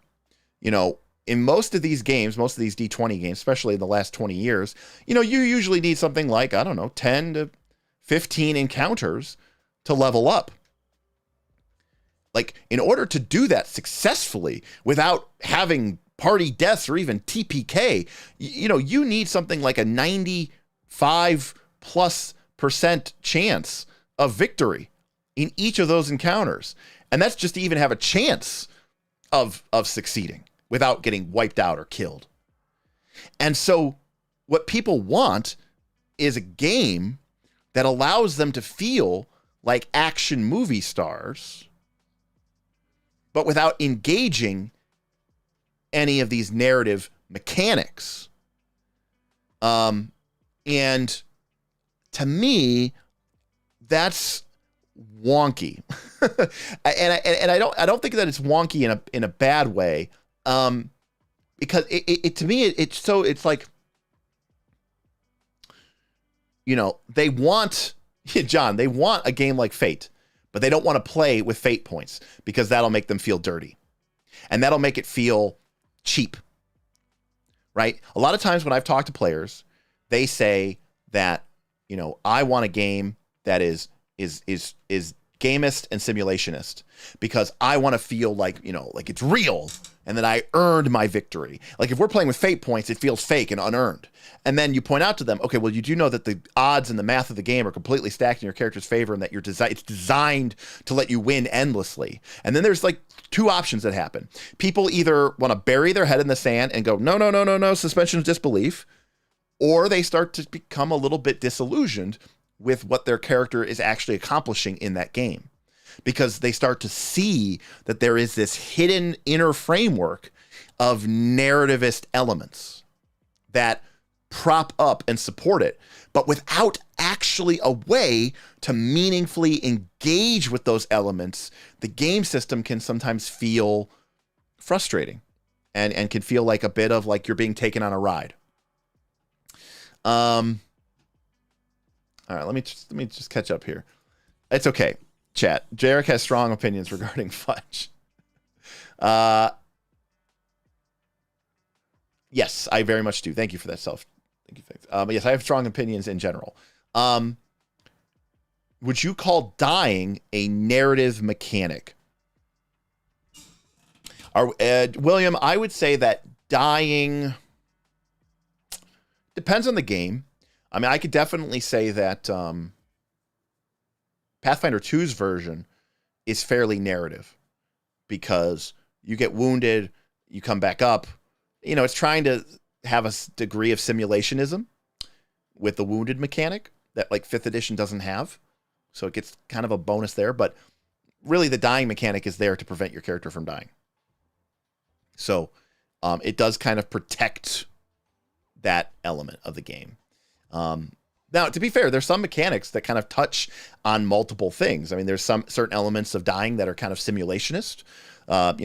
Sometimes people get knocked unconscious and then they bleed out. Like very rarely do people actually get killed straight away, right? Like that is very rare, like maybe decapitation. But most of the time when people go down, they're just dying. They're not even unconscious. They're just dying. I'd love to see games do a better job of reflecting that, where your character is still dying, but they're not unconscious. Anyways. But yeah, I think that's fairly reasonable. And we still have to talk about emulation, by the way. Did you mention yet what are some narrative mechanics outside of hero point type currency? Yeah, Ryan. That's a great point. So what are some of these narrative mechanics? So the one of the best and easiest examples that does not involve a meta currency. Well, for starters, meta currencies in general are a strong indicator of a narrativist mechanic. Okay, so narrative mechanics. So obviously meta currency, and that means things like, like fate are a great example of this. But the powered by the apocalypse game system, your character rolls 2d6 plus their stat. And then if you get a 1 to a 6, it's the GM does something. And if you get a 7 or higher, the player does something. Okay? What is this mechanic doing? It's not simulating anything. There's not even a DC, right? You're not trying to like determine what is my character's chance of doing this or my character's chance of not doing this. Is the wall slippery? Is the wall not slippery? Right? We're not trying to simulate anything. This isn't a particularly interesting game mechanic because we have very limited ways to affect this. This action resolution mechanic is a narrative mechanic. When you are making a check in a powered by the apocalypse game, it is not a question. It is not a test to see if your character can do something. It's more of like, hey, we are reaching a point where there's a branch in the story. It's like a choose your own adventure path, and a choose your own adventure book. And when you get to the end of the choose your own adventure book, and it says, if you go down to the beach, go to page 43. But if you go back to the house, go to page 73. And you get to make a choice. In Powered by the Apocalypse games, we have a mechanic that allows dice to sort of make that decision for us. And we all get to kind of be audience members. We all kind of get to see the game happen to us rather than us happen to the game. And that actually brings me to probably one of the last important things that I want to talk about these mechanics and how people interact with them. We got a super chat here.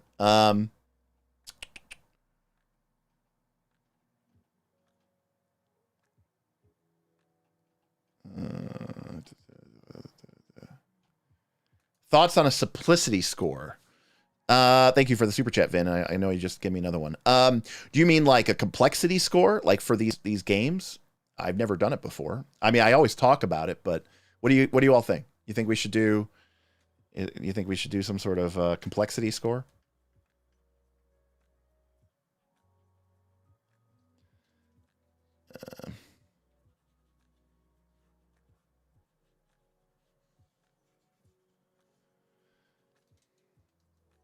All right. I'm down. I'm going to need your guys' help for this. Let me get caught up real quick on chat before we get into this.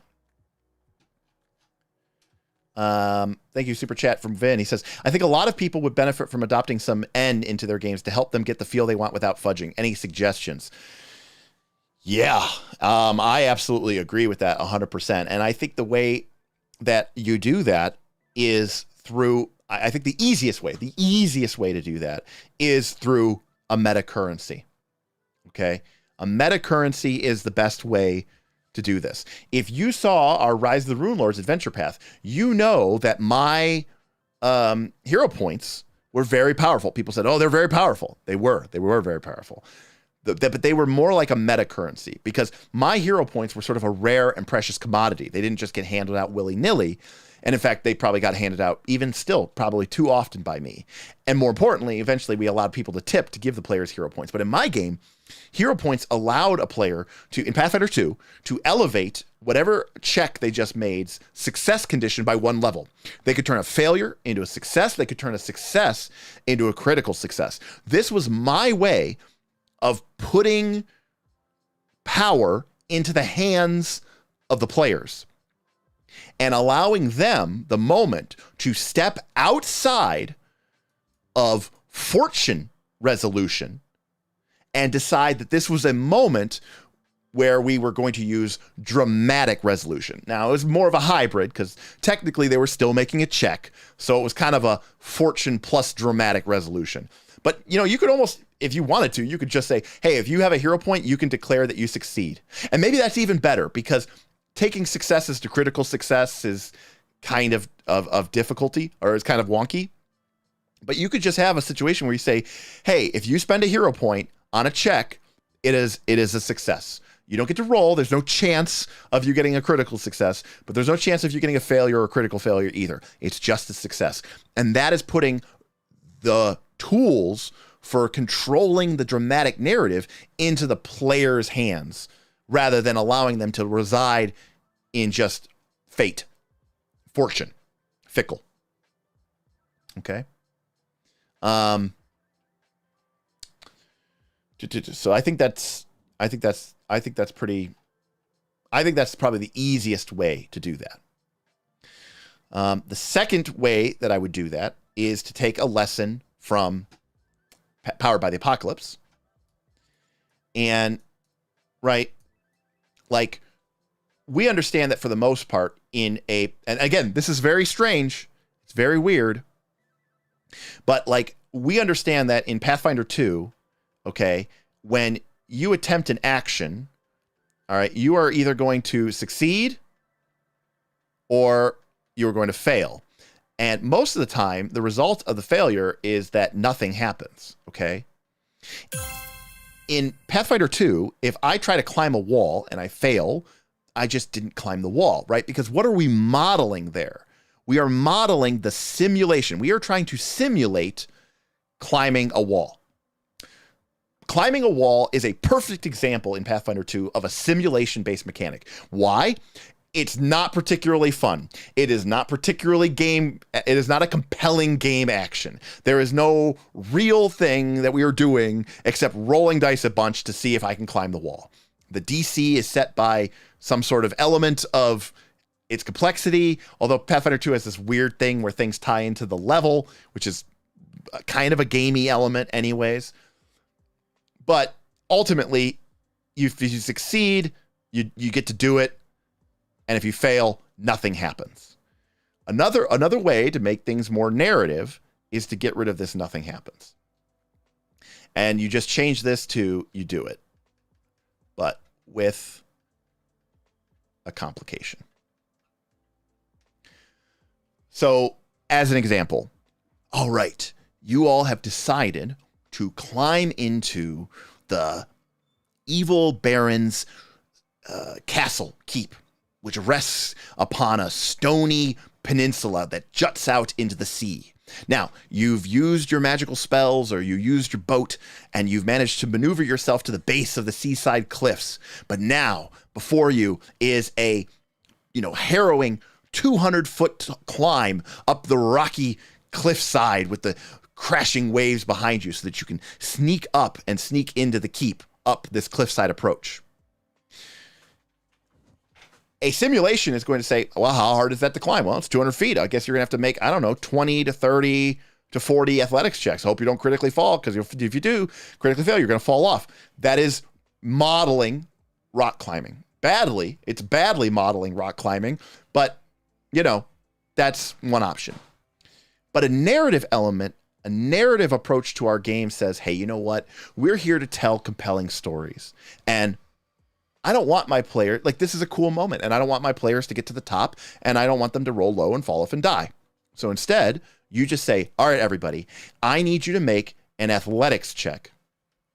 DC 25. And if you succeed, fantastic, you get to the top. If you fail, guess what? You still make it to the top.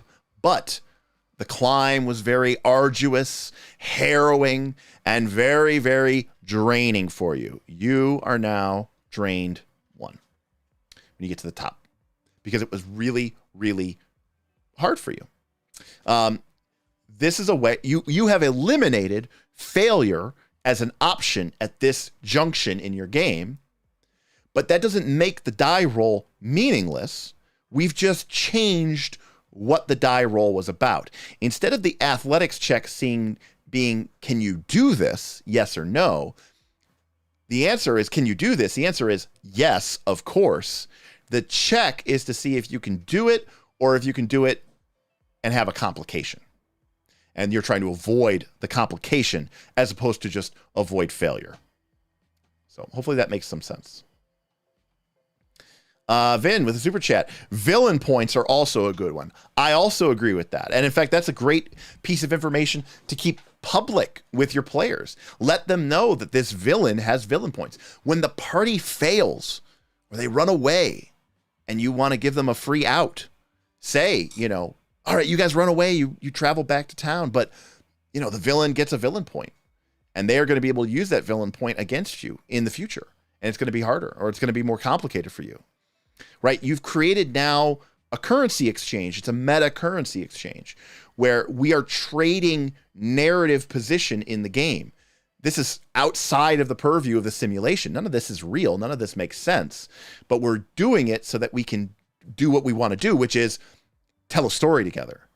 And we are creating rules and mechanics that help us do that, at least in a particular type. That's another GM Scott. I mean, that's literally from Blades in the Dark. Exactly. In the Blades in the Dark, it's like, yeah, well, the villain has a plan, which is to, create an army of obsidian gargoyles. And every time the party fails, it's like, well, I'm ticking that one closer to getting closer. I'm going to tick the clock one element to getting closer. And I think that's a great option. Darth, I also agree with you. PF2E's critical failure, failure success, and critical success already mimic Forged in the Dark style games really, really well.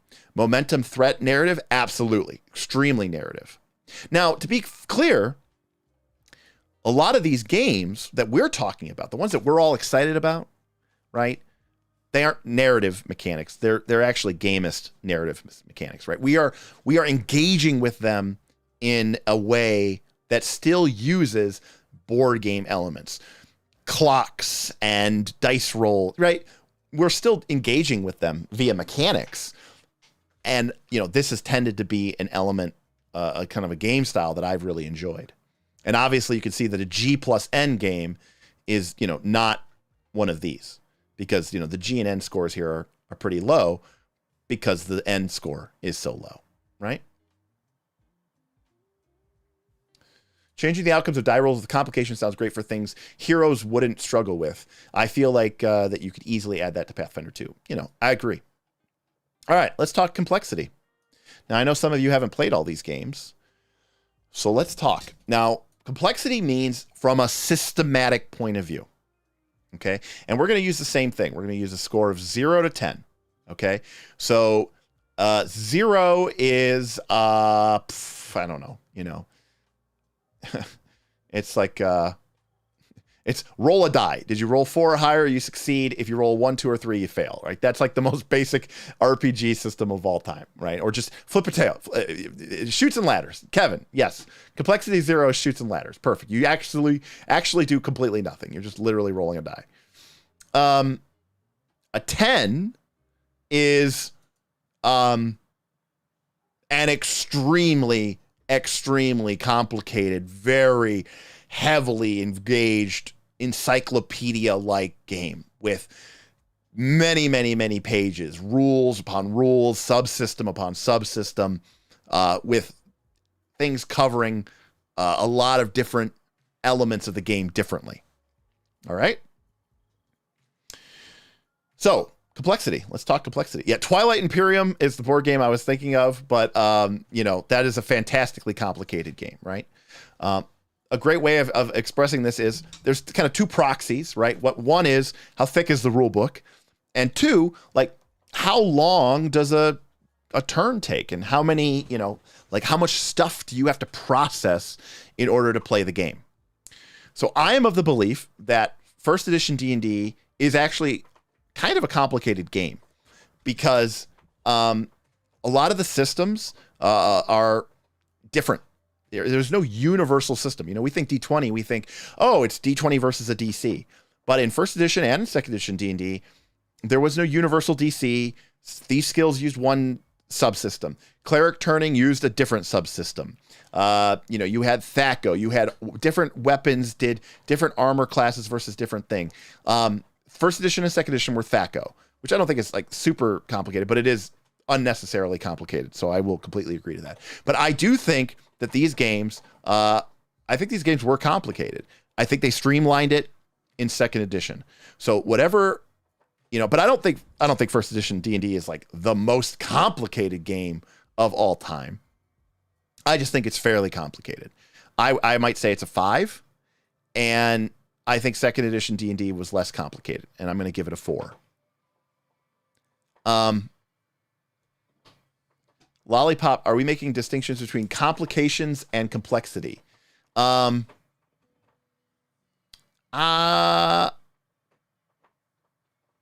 don't know. I don't know what the distinction is between complication and complexity. Complicated, I think you mean, but complicated.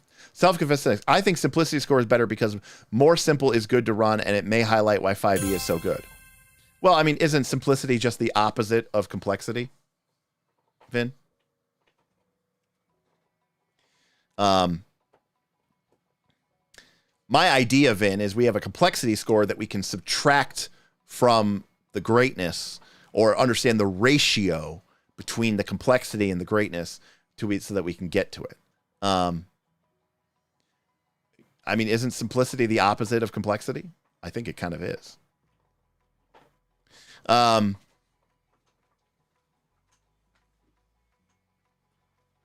dog was chewing his bone. simplicity can actually make the game harder for the GM because of the mental, cognitive load of deciding things that falls on the GM. Because you can have a very complex game that has very well written rules like 4E. Now, so now we're getting into an interesting. Okay, all right, yeah, all right. Maybe complication and complexity are different things. This is why I didn't want to go into this route. All right, we'll just give this a broad.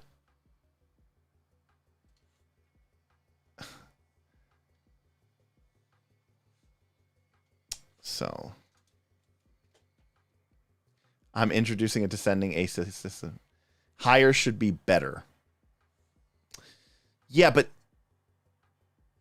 I don't think that this is something that is additive. I think you want to be able to have as few of rules as possible. I think I think your rule set should be as complicated as it needs to be and not any complicated more than that.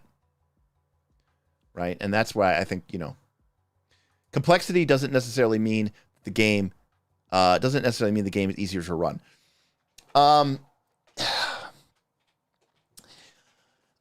Yes and no, because exactly, Slasher Hawk. That's exactly right. Because some people, like myself, find Pathfinder 2 to be harder to run because it has a lot more rules to help the GM. If that makes any sense. My skill, RPG Bouncer got it right. Complexity and easiness to run, it seems like a skill floor mastery thing, So for me, actually having all of the rules explained and detailed is a bad thing, right? Because, Dan, yes, I'm Jared Sorensen's 3 Rules of Good Design. What is this game trying to do? How does the game accomplish it? And if the players accomplish it, how does the game reward them? Yeah, Dan, we talk about those all the time on this stream. I actually attended a seminar by Jared Sorensen where he kind of walked through that and we talked about that. It was actually pretty cool at Gen Con one year. So, like, I think that there's something to be said here of, we'll say, rules.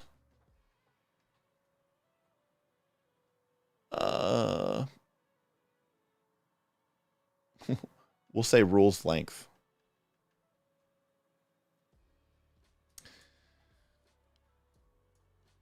Right. And then that's not even what I want to say either. This is hard, people. I don't know. This is why I've never done this before. I've never scored the complexity. I think there's a lot of subjective matter that come into the complexity, right? Because there's not only are there rules that you have to run, but there's also the element, like, for example, okay, let's use something like first edition D&D. First edition D&D doesn't have a lot of rules that cover a lot of situations. And so the correct rule is the DM just makes something up and goes with it. That could either sound horrifying to you and sound like a real problem, or it could sound awesome, because in Pathfinder 2 you would say, or 3rd edition you would say, well, there's probably a rule for that. I should probably go look it up. So, maybe, okay, how about this? How about this? How about the completeness of the rules?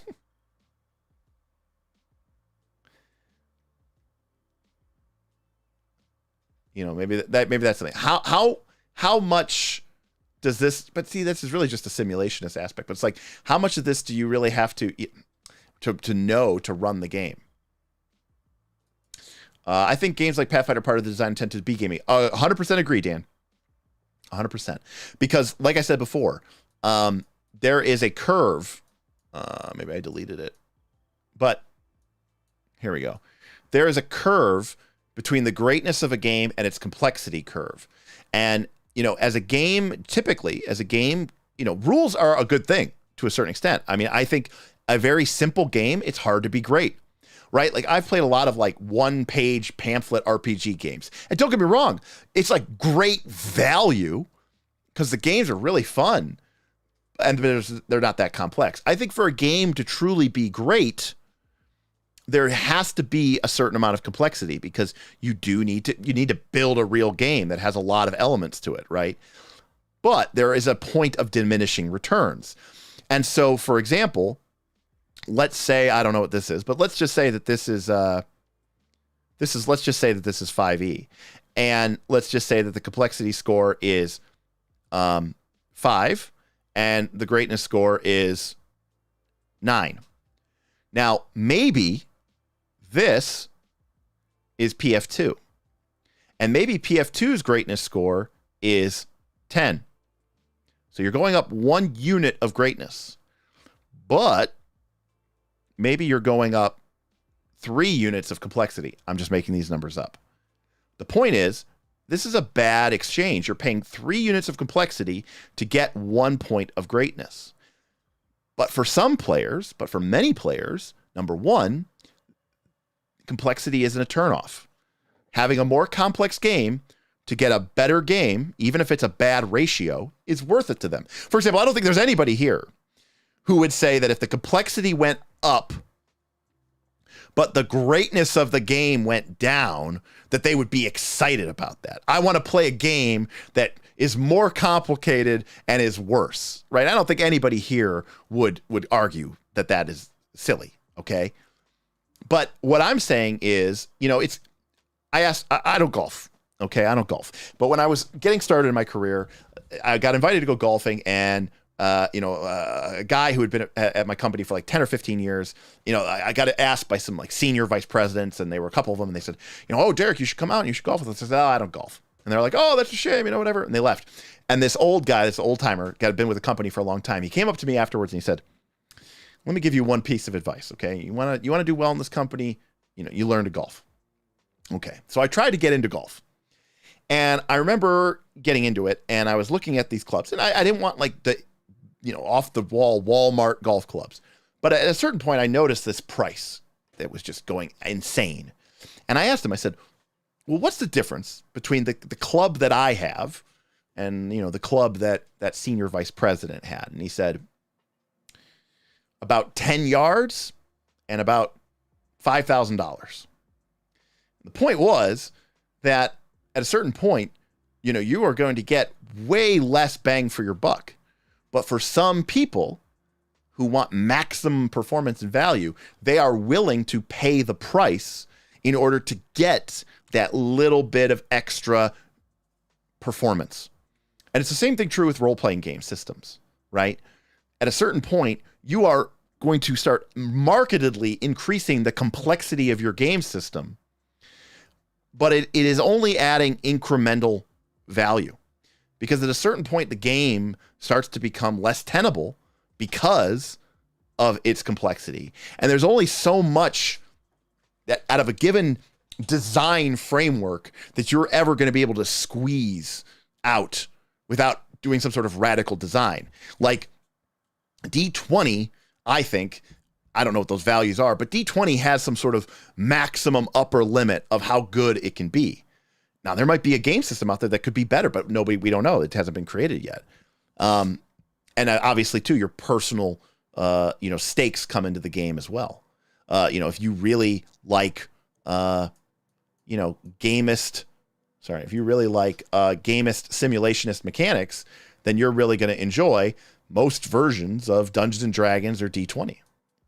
But if you like simulationism, you're going to really dislike a game like Blades in the Dark. All right.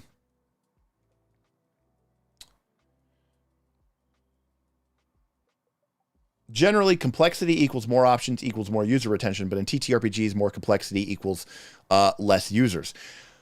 Yeah, I mean, complexity rears its head all over the place in role-playing games. It rears its head in ease of getting into the game. It rears its head in how fast your game can play, how quickly your game can, process or handle the system.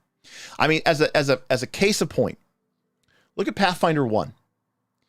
Look at how many look at the bonuses, look at the types. If I go to Pathfinder 1 and I look at, in Pathfinder 1, the list of combat bonuses and penalties, the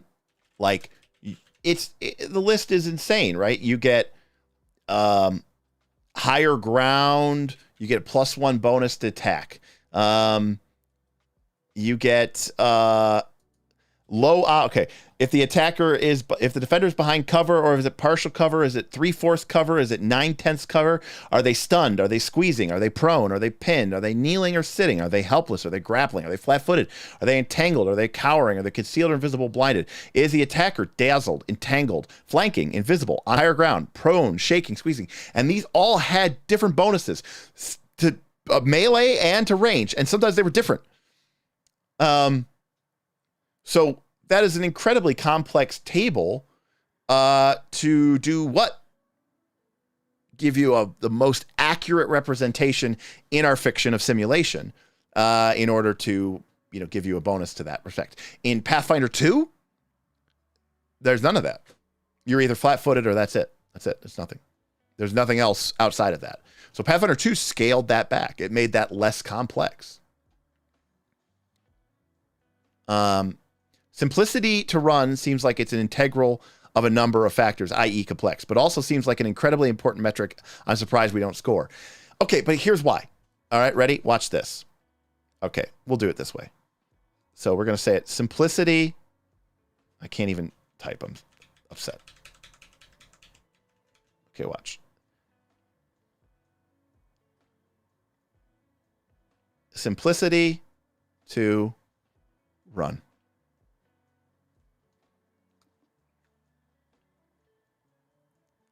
Bill, I want to talk about emulation so bad, but Vin tipped and asked about this simplicity scoring, and now we're stuck.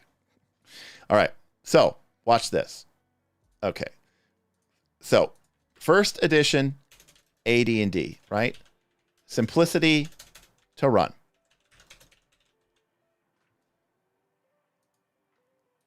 All right. Yeah.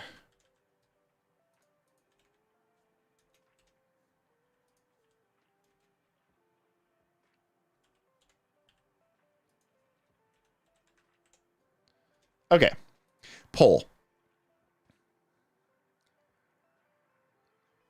The point is, in many ways, this is entirely subjective because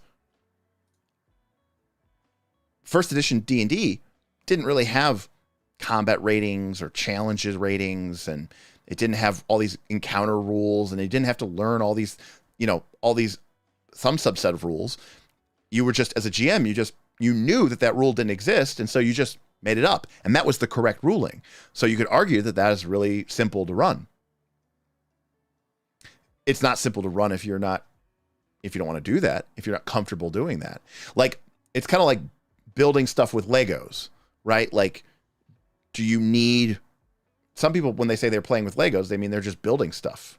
And that's what I'm arguing. Like, Boothby, I think you're right. Like, does high simplicity score equal easy to run? I don't think so. I don't necessarily know that is the case. Simplicity to run is mad subjective. I'd argue 5e is hard to run because I want to balance my encounters. A longtime 5e GM might argue it's easy because he fudges everything anyways. RPG Bouncer is great. For example, I argue that 5e is easy to run because I don't care about the rules. I know that the math isn't tight, that encounter is balanced. I'm not fudging anything. I roll everything out in front of my screen, but when I play 5th edition D&D, I don't balance anything. I don't care. That isn't part of my concern. I just say, oh, there are 27 gnolls live in this cave. So 27 gnolls are attacking you. Hey, you guys messed around and you think a red dragon's attacking you. Is this a valid encounter? I don't even know. I wouldn't even know how to figure it out. My knowledge of 5e is so bad.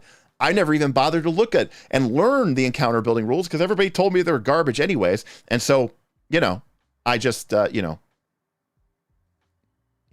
put that out. So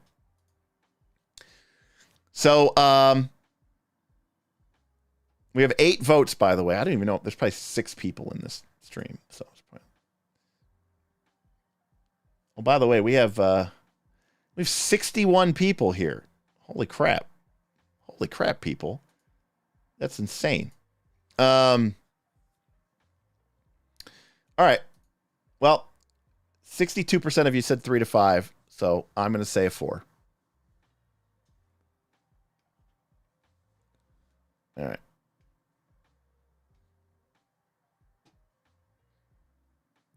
Oh, that's true. Not a lot of people roll it. Okay. All right. Respect. I'm going to skip second edition then, because I guess most people didn't do it. And honestly, it's probably very similar to first edition. All right. 3E/3.5E/Pathfinder 1. Our next one.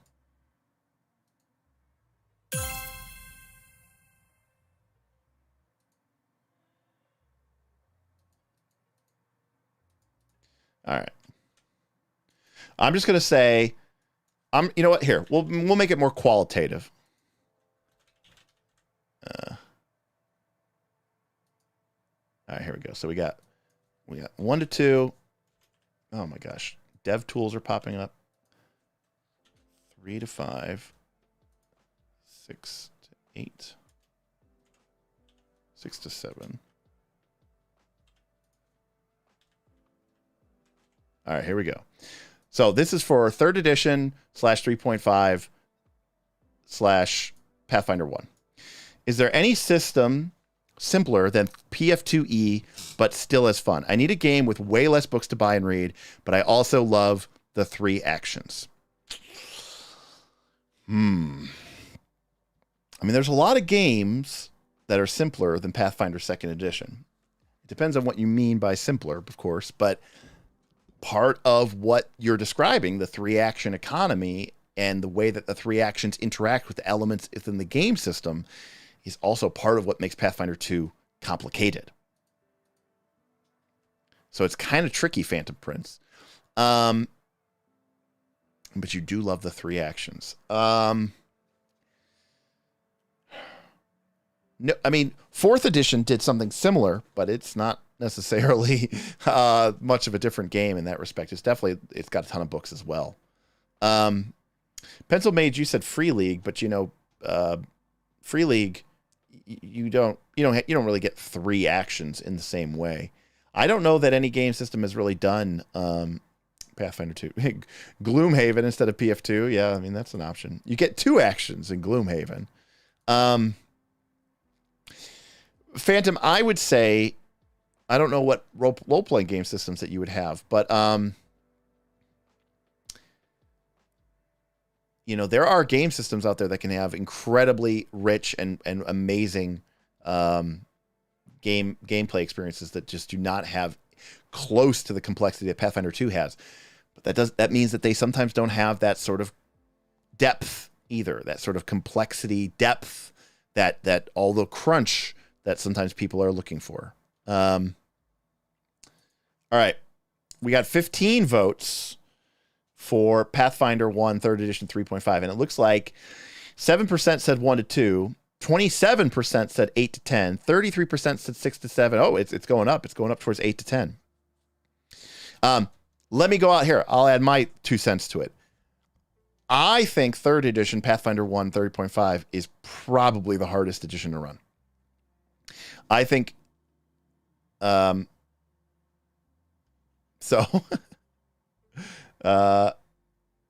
everybody's saying it's actually pretty simple, which is crazy to me. I think it's a nightmare myself, but all right, well, overall, it's looking like it's skewing towards the higher end, so I'm going to give this thing a 7. Now, I'm going to assume that none of you have ever played 4th edition D&D, so we're going to skip that one too. All right. I'm shocked people are saying 3.5 were simple. Yes, I agree. It's PF1 is the most. Is that your turn game ever? Sean, that's pretty good. Satir, I voted wrong. Okay, I'll double check. Okay. All right. Right, here we go. 5e D&D. Rate its simplicity. Just so we're all on the same page. All right.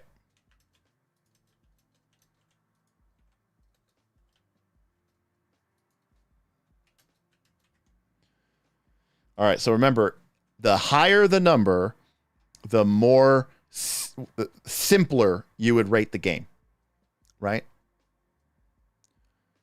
Higher number means the game is really easy to pick up and play and run. Now, see, Leorn is saying some truth. 4th edition was great to run, especially if you were prepping in Master Plan. Hell yeah.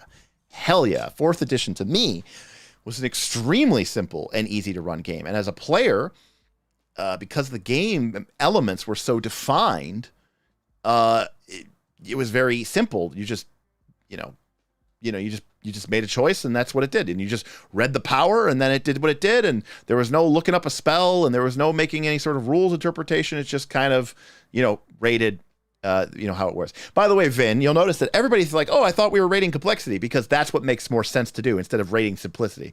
But blame this on Vin, who always makes bad decisions. Thank you, Vin.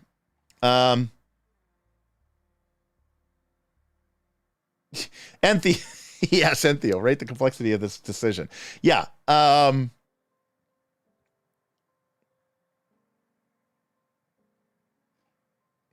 I really wish I knew an answer to Phantom Prince's question. I was working on a 3 action conversion of 5e, but the more I worked on it, the more I was turning into Pathfinder 2nd edition, so I gave up. Yeah, that's probably true.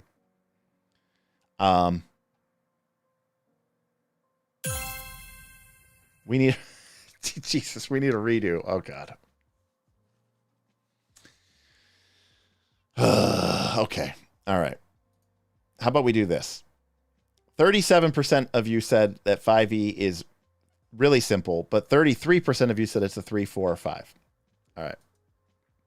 All right, we're gonna do this. All right. All right, we're gonna do this. Okay.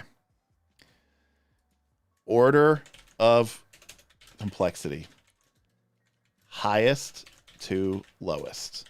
All right.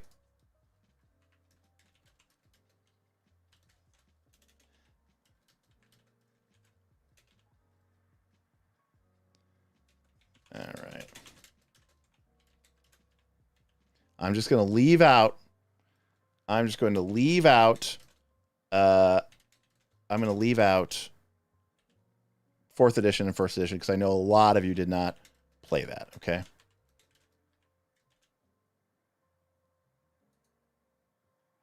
Can I add another? Damn it, it won't let me add another one.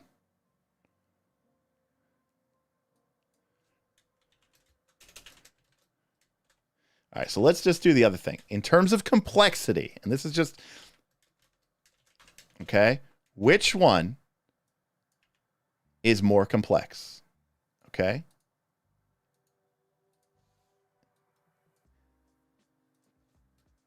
All right.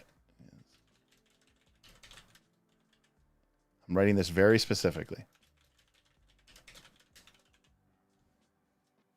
All right. Here we go. Boom. Very simple. We'll just make it objective. Do you believe that Pathfinder 2nd edition is more complex than 5th edition? Or do you believe that 5th edition is more complex than 5e? And that can mean whatever it means to you. Okay, that could mean in terms of the rules, of mastering the nomenclature, of building encounters. Define complexity. How hard is it for you personally, to run this game? In terms of owning all the rules and making the kind of game that you want to call, kind of the game that you want to play. Scott tipped $15. Just rate them yourself. We're not here to find out how John Q. Public feels. D. Thank you, GM Scott. And I am definitely going to do that. I want to get the audience. I want to get the audience's perspective. Okay. I'm definitely going to rate that.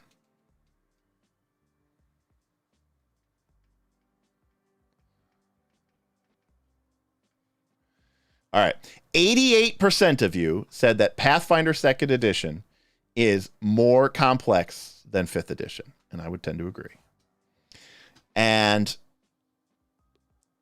so, and lastly, I just want the, so we've established that Pathfinder 2 is more complex than 5th Edition. But what about 3rd Edition? Or Pathfinder 1? Is that greater than 5e? Or is 5e greater than 3e or PF1? All right, here we go. Okay, so how would I rate these things while you guys are voting? All right. So for me, the hardest game on the reason I don't want to play 3rd Edition is because I find the game extremely complex to run. There are a lot of feats, there's a lot of rules, there's a lot of status bonuses, there's a lot of conditions. The monsters are a pain in the ass to run. There's still rules balance issues. There's still a bunch of spells, but the spells themselves aren't super gamey or mechanical or anything like that. I don't find 3rd Edition like the most impossible game in the world to run, but I do think it is very complex, and I do think that it is the turn off to me of the game. Especially as I get older and I want to get through more and I want to do more, and it's just got a ton of baggage that I am not interested in at times. So it gets a 7. Now, for me, next, in terms of complexity, is Pathfinder 2. I actually find Pathfinder 2 more complex than either 5th Edition or 4th Edition. Pathfinder 2, to me, in some places, is the worst of both worlds, because sometimes the rules are extremely descriptive and they go into great length and they help you a lot, but sometimes there's a lot of gotchas. Like a great example of this is a trait system where you think that this should help you, but a lot of times it just kind of screws you over because you didn't know that that trait did something and you needed to know that it did something. And it has a lot of minutia and a lot of really strange, like, oh, this thing gives you a +2 bonus sometimes, and you have to memorize that out. At the same time, they did try to bring order to chaos. There's just item bonuses, status bonuses, circumstance bonuses, and, it is, cleaned up in that regard. There's not as much wonky, weird mentality. The math is tight, so making monsters is a whole lot easier. I actually enjoy monster creation in Pathfinder 2, but boy, God, those characters are so complex. Once you get above level 10 or 12, spell descriptions are still a pain in the ass, even on monsters. It could just really, really, I think, hurts the game.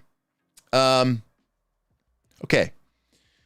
Next, in terms of complexity. By the way, 90% of you said that 3rd Edition is more complex than 5th Edition. I think 5th Edition is like a joke to run. Because to me, it's like 1st Edition. It's like an OSR game where like there's no real rules or balance anyways. But instead of having these absurd, weird, wonky rule sets like, oh, thieves use percentage and make an ability check modifier. No, 5th Edition is just D20 plus your proficiency, which is either there or not, plus your stat. That's it. I mean, you could strip out feats and multi-class, and you could even do without skills, I think, 5th Edition is basically 1st Edition. And then everything gets boiled down to advantage or disadvantage. Is it complex? Is it deep? Is it really deep gameplay? No, it's not. It's not deep gameplay, but it's a joke. I think it's really easy to run. That being said, I think that 2nd Edition D&D is, and 1st Edition D&D have a lot of weird and wonky rules. And while you don't have to, you don't have to worry about the balance, and there's not even rules for that kind of stuff. And if you don't care about that stuff, but there's also no core mechanic. There's no easy, just roll a d20, add your stat, add your proficiency, your skill bonus, and that's your total. The rules are kind of all over the place. They're poorly formatted. There's weird tables that address different things. I think they're very complicated, and I think they're hard to run as well. And that brings us to 4th edition, which I think is less complicated than Pathfinder 2nd edition. Not by much, but I do think it is less complicated than Pathfinder 2nd edition. I think the ease of the powers to make a character, I think not having to reference as many things in the game, a lot of the descriptions of your spells or your abilities are all just written in the text.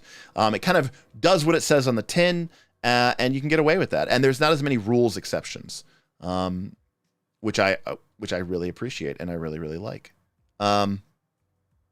So that is how I would rate the complexities. Now, if we assume that complexity is a negative, this is a very abstract sense of it, it's a penalty. It's a price that we pay. And that would make 1st edition a 1, and it would make 2nd edition, 3, a 3. It would make 3rd edition a 5. It would make 4th edition a 6. It would make 5th edition an 8. And it would make Pathfinder 2nd edition a 5. And obviously my bias is showing here. I think a lot of people would disagree with this. But I think this is why 5th edition is much more popular than any of these other games. Right? Again, if we're being honest, I put a 5 because that's what I would personally believe. But I think a lot of people would say that the complexity of 4th edition was fairly high. And I think that they would say it was a 5 or even a 6. And so I think I think most people would say that you would end up with like a 5 or a 6 here. But yeah, I think what you're seeing here is 5th, and I think everyone would agree with this, right? Wouldn't you agree with this? 5th edition is not the greatest game. Not. It's definitely not the greatest game. I mean, I think you have some fanboys who think it is, but it's not, and we know that. I think even the game designers know that. But the cost to play it is so low. Now, again, this is my personal take on it. And again, I said I rated 4th edition. In reality, 5th edition is probably more like a 3 or a 4 complexity. So it's actually probably more like a 7. So I think what you're getting here is this is the golf club that's good enough. It's not the cheap Walmart option, but it's it's the one you get from Dick's. It's not from the Elite Pro score, but for most people, they don't want to spend that kind of money on a club. They just want to have a game that works, that they have to put the minimum amount of effort into. And that's what 5th edition is. And getting back to something we were talking about way at the beginning, and this is pairing off of what Dan just said in the chat. Remember what I said before? Any score outside of that middle range, okay? Any score, like a 5, is like the least offensive thing that you could imagine, right? D&D 5th edition is aiming to be as middle of the road as it possibly can. And it's succeeding. It's not upsetting people with its complexity. Now, don't get me wrong. I think the people who are getting frustrated with 5th edition, the people who are leaving 5th edition for Pathfinder 2, what they are discovering is this game score of 5 isn't high enough. They want a more complex, balanced, fair game. Remember what G stands for. It stands for your actions, your resources, interesting interactions between those actions and resources, and how those affect the game board state. Does that sound like something? Sure. It sounds like the 3-action economy. It sounds like the 4 levels of success, right? It sounds like the way that Pathfinder 2 is structured around an encounter-based system with focus spells and scaling cantrip and all that other stuff. It's built around fairness and balance. It plays more like a video game or a board game. And I think the people who are playing their 5th edition games more like I don't want to say board game in a derogative sense. Remember, I love board games. I think those people get frustrated with 5th edition because they say, damn it, this 5 isn't good enough. I get it. There's rules to this game. I want more rules. So that's why they come to Pathfinder 2. And they gain the increase in the complexity and the depth of those game rules, but they pay for it. They pay for it with, you go from it's either advantage or it's disadvantage to here are a lot of different, quite frankly, a lot of different rules and a lot of different traits. And suddenly your character has, 10 ancestry or general feats plus 10 skill feats plus 10 class feats. And suddenly you're like, oh man, I have got like 30 feats on my character sheet at level 20 plus 5 to 7 class features plus potentially 30 spells plus all these magical items, right? Like even in 5th edition, you get 3, right? And then you're out. That's it. You can attune 3. In Pathfinder 2nd edition, you can go up to 10 or even 12 if you take the right feat. So you get more depth of play, but the game is more complicated. Now, for people for whom 5th edition is a breeze or a walk in the park, paying more money, is in terms of complexity, they think of it as like you're paying. Well, if you only have a couple bucks in your wallet to pay, or that you're willing to spend, then a higher price can be a deal breaker. But if you've got lots of money in your wallet to spare and they tell you that, hey, this costs twice as much, you go, don't sweat it. It's worth it. It's worth it to me. I'm willing to pay double to get a little bit more performance out of my game. All right. Let me catch up with chat. Sorry there, folks. I was going off here. Vin says 3.5 is the greatest, best stream ever. I mean, yeah, I honestly think that from the perspective of the holistic of what the D20 system can offer and what people I think expect out of it, I think it's fair, because I'm going to add this. I will add this. I think like 5th edition and Pathfinder 2 actually are unnecessarily hurting themselves with these scores here. How many people, there are rules in the game, in the rules book for encumbrance. 5th edition gives you 2 different sets of encumbrance rules. There's all these bulk rules in Pathfinder 2nd edition, and somehow they try to use that as a game balance mechanic. There's overland speed in mountains versus forests versus. How many of you just hand wave that shit? How many of you hand wave ammunition? How many of you hand wave encumbrance or bulk? How many of you actually plot down to the miles per day, how long it's going to take them to go from A to B, and then have that actually matter in your game? The answer is everyone, almost everyone. Everyone gets rid of that shit anyways. I don't personally think people say this is what kills me. This is what bothers me about D20. People say they want G plus S, but they don't want G plus S. They actually want G plus N. That's what they want. They want the cinematic video game experience where everybody's cool and everybody's awesome, and that's what they want. That's not what, but they won't say that. They won't say that. They'll say, no, I like my simulationism because that makes it real. And then they promptly ignore and throw out all the simulation mechanics and replace it with narrative mechanics that are really bad ones, like fudging or creating combat systems which make you go through the tedium of a combat that you are 99% likely to win.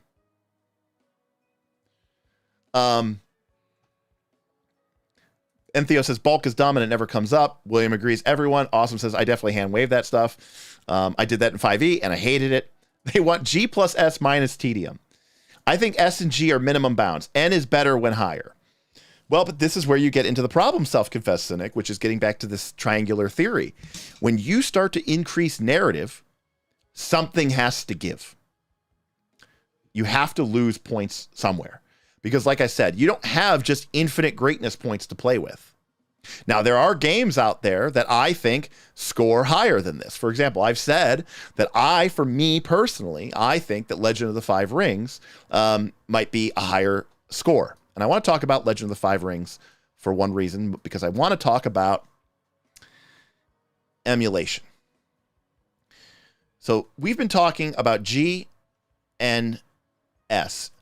but something occurred to me over the last couple of years about a type of game that does something different than any of these things would imply. Okay? And Legend of the Five Rings is a great example of this, but Blades in the Dark is actually probably the best example of this. Okay? Here's the thing. In Blades in the Dark, you play a group, you're criminals, okay?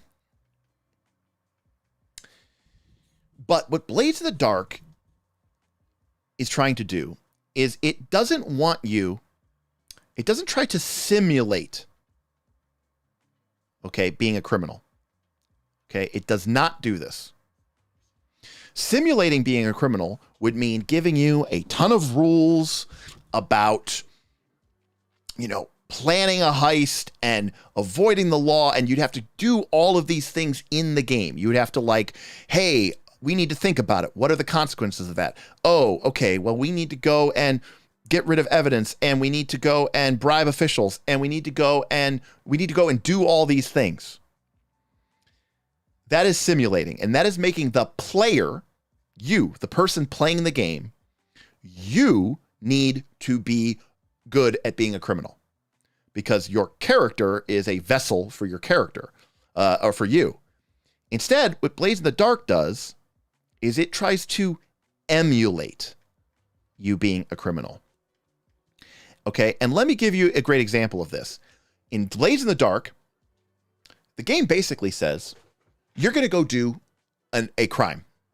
And all the group has to decide is, how are you going to do the crime? Are you going to sneak in? Are you going to bust in? Or are you going to charm your way in and do a con? I'm very simplifying this. And it goes, we're not going to worry about the plan. Your character is an awesome, cool thief.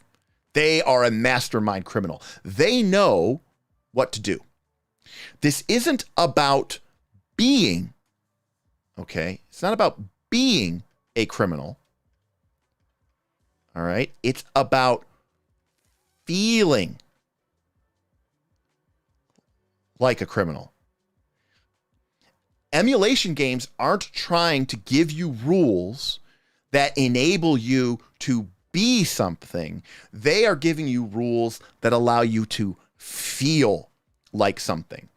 And this really hit upon me. I was watching a video. I think it's called the Game Designers Conference. I think it's called GDC. And they were talking about video games. All right. And specifically, they were talking about the very famous Sony Spider-Man game. This was the first one that came out. I think it was for PS3, right? And when they were originally creating the game, they were trying to simulate being Spider-Man. And by simulate being Spider-Man, what I meant was the player would have to use their controller inputs in order to shoot their web and grab onto buildings and light poles and do it correctly, be Spider-Man. Thank you, PS4 Spider-Man, okay? And then you could simulate being Spider-Man. What if I had web slingers and I had control over them via my joysticks? I would need to know how to use them and what to attach to and at what angles and all this other stuff in order to be able to move like Spider-Man through the city. And they realized everyone hated it because they said, people don't actually want to be Spider-Man. They want to feel like Spider-Man. Okay? And so instead, they put in a system where you basically just move using a joystick. Occasionally you have to push a button, okay? But the game automatically makes your character, oh, okay, I'm moving down Fifth Avenue. Well, the Spider-Man is going to shoot their webs onto the right things so that they can swing that way, okay? Another great example of this is, say, a technical fighting game, okay, like, you know, like Street Fighter,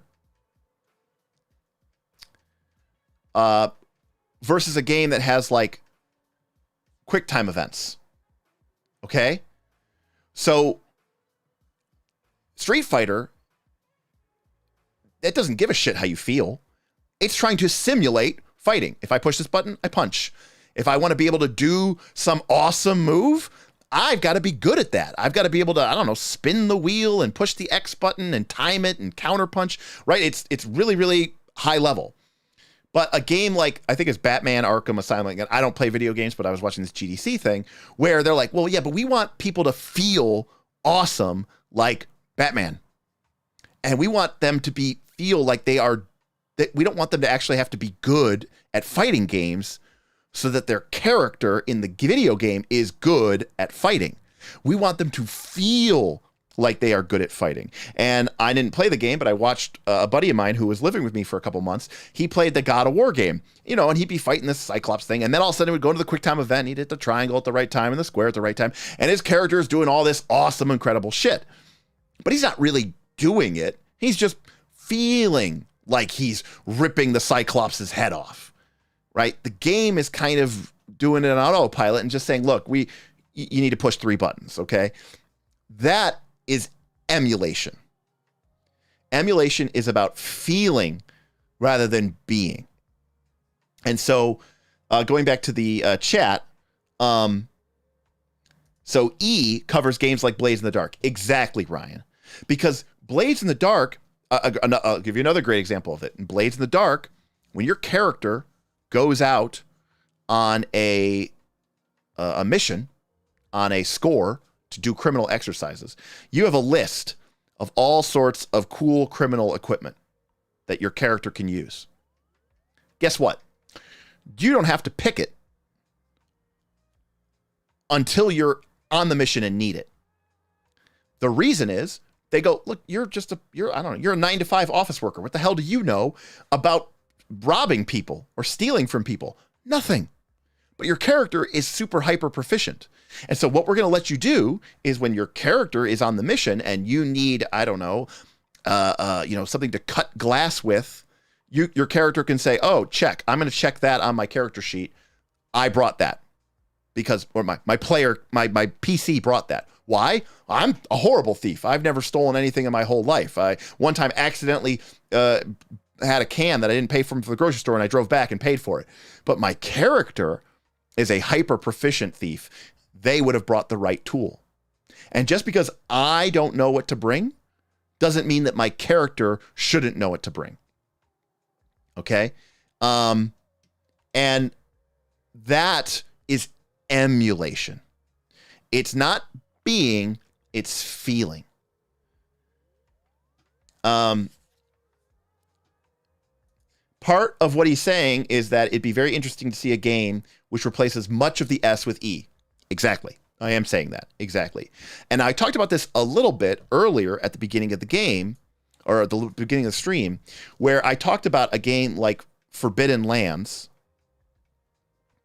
where in Forbidden Lands, you have, now these things are, more important because it's a little bit more of a survival game, but something like your rations, instead of being something that is just, tracked, stochastically as a number that you're tracking, your rations might be D10. And every time you use your rations, you roll the D10. And if you roll a 1, 2, or a 3, then your rations becomes a D8. And then if you roll a 1, and then if you use your rations, you roll a 1, 2, or 3, it becomes a D6. And then if you roll a 1, 2, or 3, guess what? You're out. That was your last ration. This is a little bit of an example of emulating tracking rations. It feels like tracking rations without actually having to track rations. And I imagine that it would be really cool if I was playing like in person on my tabletop.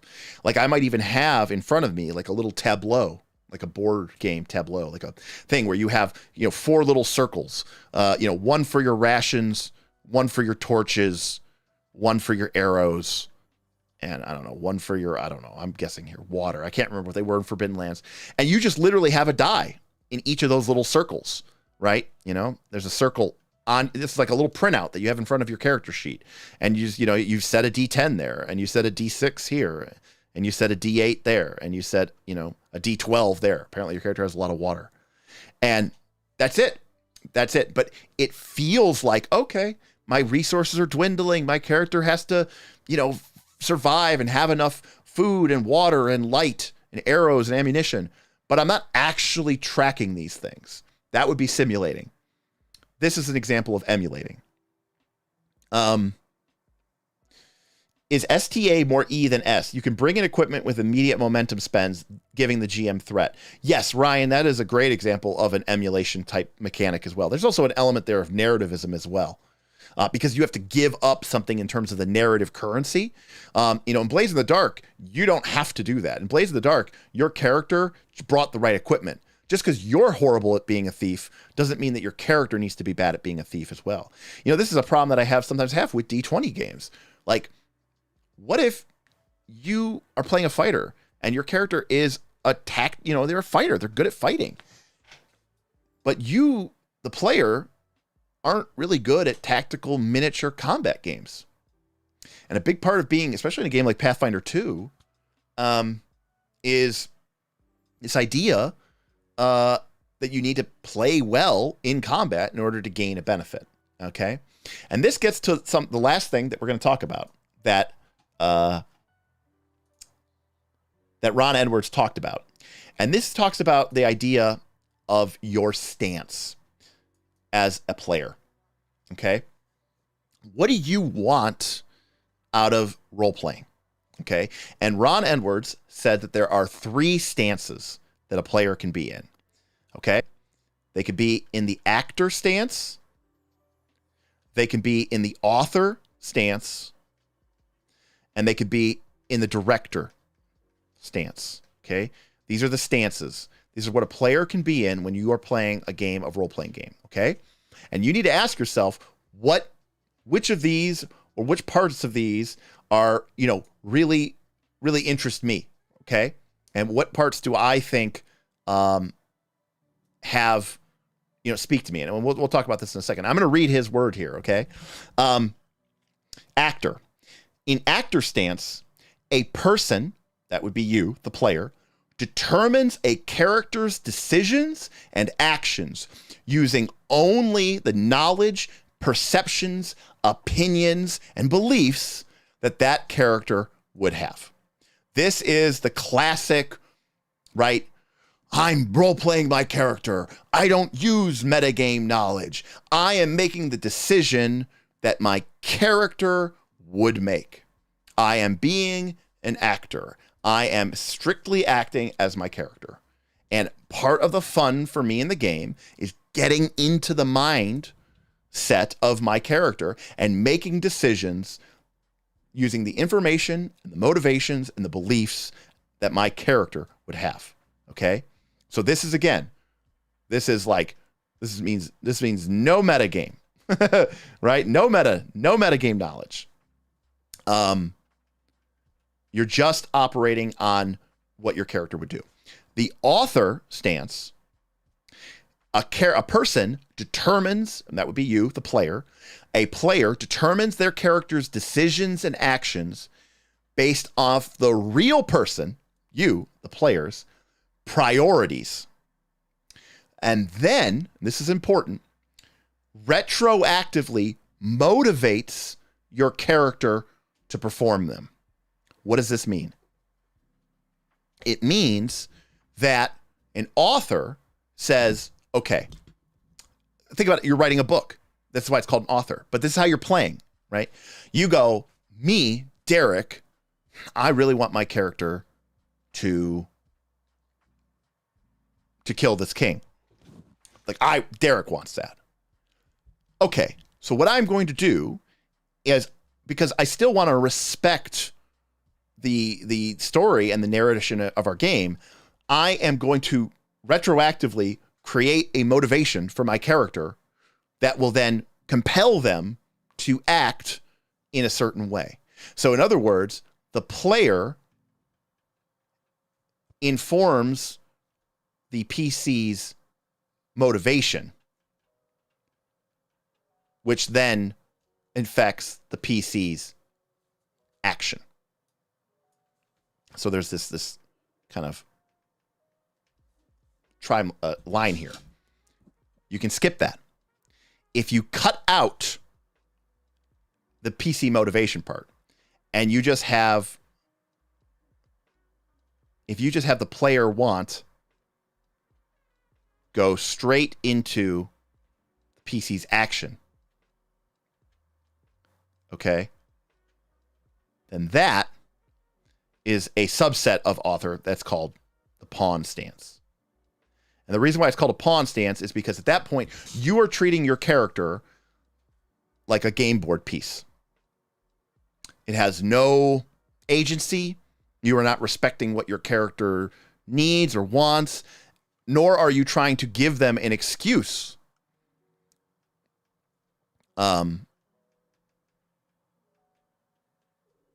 to explain their behavior. So again, in an actor stance, your PC's motivation informs your PC's actions. In the author stance, what the player wants informs the PC's motivations, which informs the PC's actions. If you just go straight from what the player wants to what the PC does, that is you're treating them like a pawn. And then lastly, there is the director stance. And this is what the story wants informs the PC's actions. So, this is where, as a director and as a player, you are saying to yourself, I'm not thinking about what would be good for my character. I'm not thinking about what would be good for me, the player. What would make for the best story? What would be the thing that would make this whole session or this whole campaign or this whole adventure the most entertaining and the most fun? Right? Maybe you even rely on some of your metagame knowledge so that you can make a decision which just like, oh, what a coincidence that they're heading to the same place that they're heading, so that we can all meet up and then have this big confrontation, right? That is the director stance. And I think how you feel in these three, or I should say four, right? You've got the actor,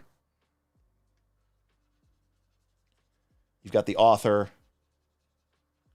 you've got the pawn, and you've got the director. And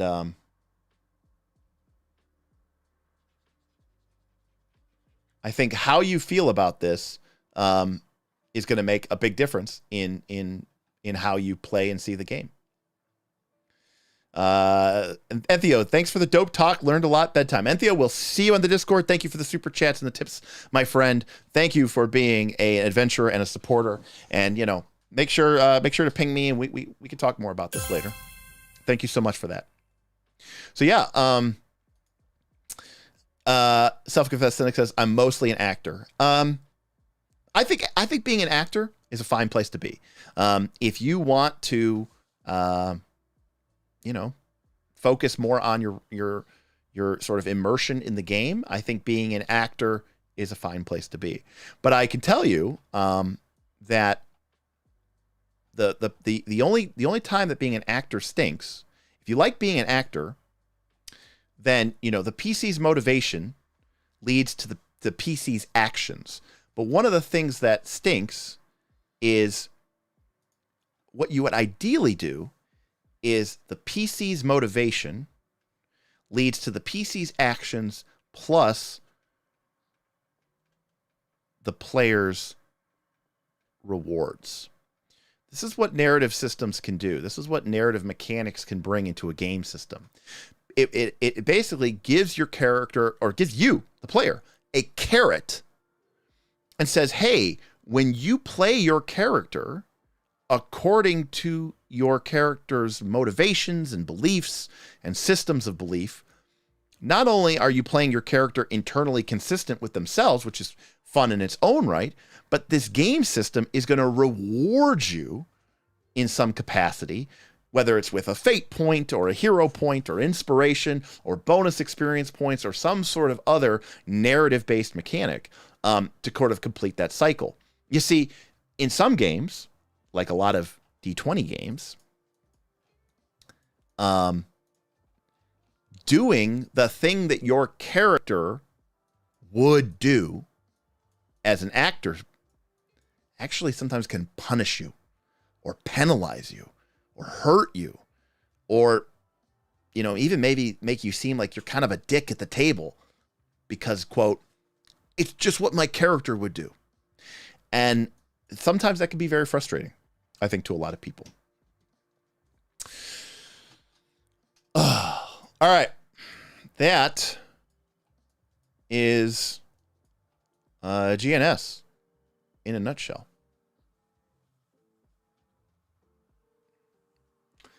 Damien says, like when Bob killed the horse. Yes, like when Bob killed the horse in Shadow Mist in Rise of the Runelords. That's right. This is where you and I differ. I only like that to a very limited degree. I like it when it becomes a risk-reward type push-pull. Having built the campaign and playing in Roll20, I strive as hard as I can be to be an actor, but tend to drift towards author. I think that's pretty common, Slasher Hawk. I think that does happen a lot with a lot of people. Because it is very, it's natural for your needs as a player to start to come to the forefront. Bill, I know that you've been off of PF2, and that makes total sense to me. And the type of games and the style of games that you want to play totally makes sense in that respect. I personally think that is where I am at as well. I think I think I've thought of myself more as an author director, even as a player. Like I am always thinking about like, yeah, this is what I want to do. And let me figure out a way to have my character do that, but also let me set up a moment that's going to be amazing. You know, I will sometimes do the thing that I know is stupid, or my player character would probably never do, but I'm doing it because it's going to create a great story moment, or it's going to create a great story beat. And I think if you've been a GM for a long time, particularly GMs of more narrative focused games, I think it's natural for that to sort of come into your player, you know, your sort of your player base as well. So yeah, real quick, by the way, while we're just kind of wrapping up the stream here, I just would say, you know, so again, we have GNS, you know, I would say a game like, you know, Forged in the Dark. There we go. I would say a game like Forged in the Dark, which is like Blades in the Dark, Scum and Villainy. I would say Forged in the Dark, Blades in the Dark, to me, are very low simulation. You know, maybe like a 1, you know, maybe a 1 or a 2, very low, very low. But I would say that for me, Forged in the Dark game is like it's like a 6-6. I think it's like a 13. I think Forged in the Dark is a better designed game than D20. And why? Rightfully so. The Forged in the Dark game was created very carefully and constructively. It is not based off of a framework that was built by some out-of-work insurance salesman in his basement in 1974. That was based off of potentially stolen rule set that came from a wargaming club from a bunch of neckbeards living outside of Chicago. The core of the game that we all love and play, D&D, Pathfinder, is that game.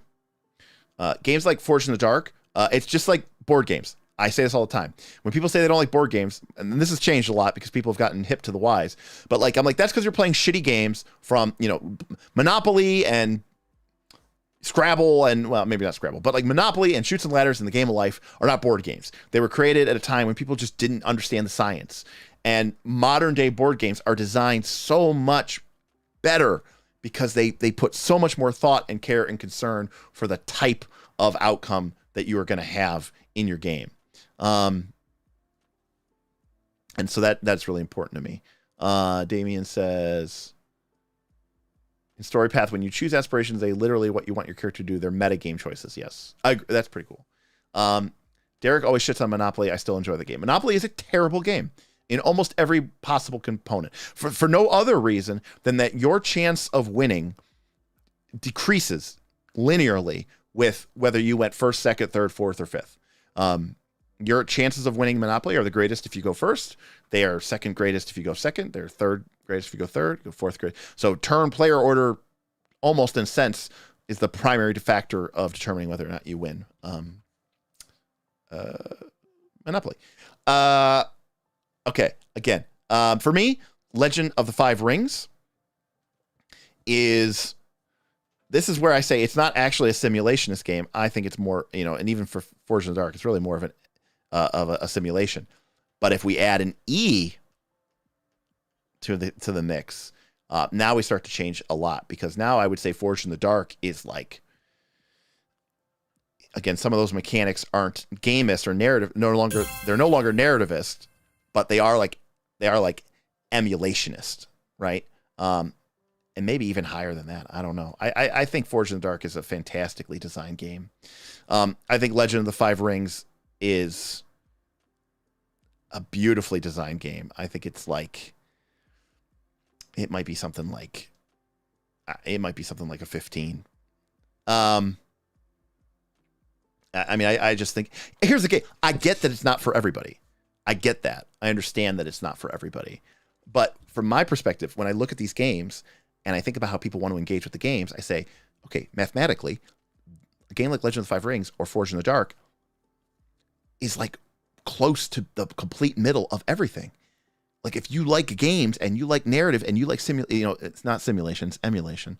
It's all there. Look at it. We said before, the 5 is the thing that offends the least. A game like Legend of the Five Rings to me is a 5-5-5. The only thing that goes against it is the theme, the tone. People might not like the theme of samurai. People might not like the tone or the theme of criminals. But I think what it really comes down to is, I think that the zeitgeist of the players are just still very uncomfortable with these concepts. We are so used to this gamist, simulationist concept that narrative elements and emulationist elements make us uncomfortable. And I think they make a lot of players uncomfortable. Big shout out to Power Grid if people want an awesome, crunchy, non-TTRPG related board game. Power Grid is an amazing board game, by the way. It's incredible. And by the way, my favorite board games are fantastic at really giving you rich and rewarding gameplay elements. But as you go through them, you end up saying, yeah, I kind of felt like I was running a Power Grid system, or I do feel like I was kind of, a painter in ancient Rome, and trying to score commissions. One of the things that people talk about sometimes with board games is whether or not a theme is pasted on or painted on. And a lot of times board games, they have a theme. Oh, you're a merchant in Venice. And it's like, okay, but the mechanics don't really have anything to do with being a merchant in Venice. It's just, the theme is just kind of pasted on there. It doesn't really do anything. But when the game actually interacts with that theme in a meaningful way, in a fun way, in a clever way, that is where you just get that's just top tier board games. I love it. Love it so much. Forged in the Dark is hard to gauge, but Blades in the Dark specifically has a much higher E. I would agree. Load, flashback, stress, all E. But load, flashbacks, and stress, Darth Gorlock, are parts of Forged in the Dark. I mean, Scum and Villainy has those too. Yes, very high emulation. My experience is when people play Forged in the Dark games, Blades in the Dark specifically, you always walk away from it going, man, I felt like a badass. Like, your characters are competent, and the game gives you the tools to allow that competency to show through. Are you, the player, a competent criminal? No.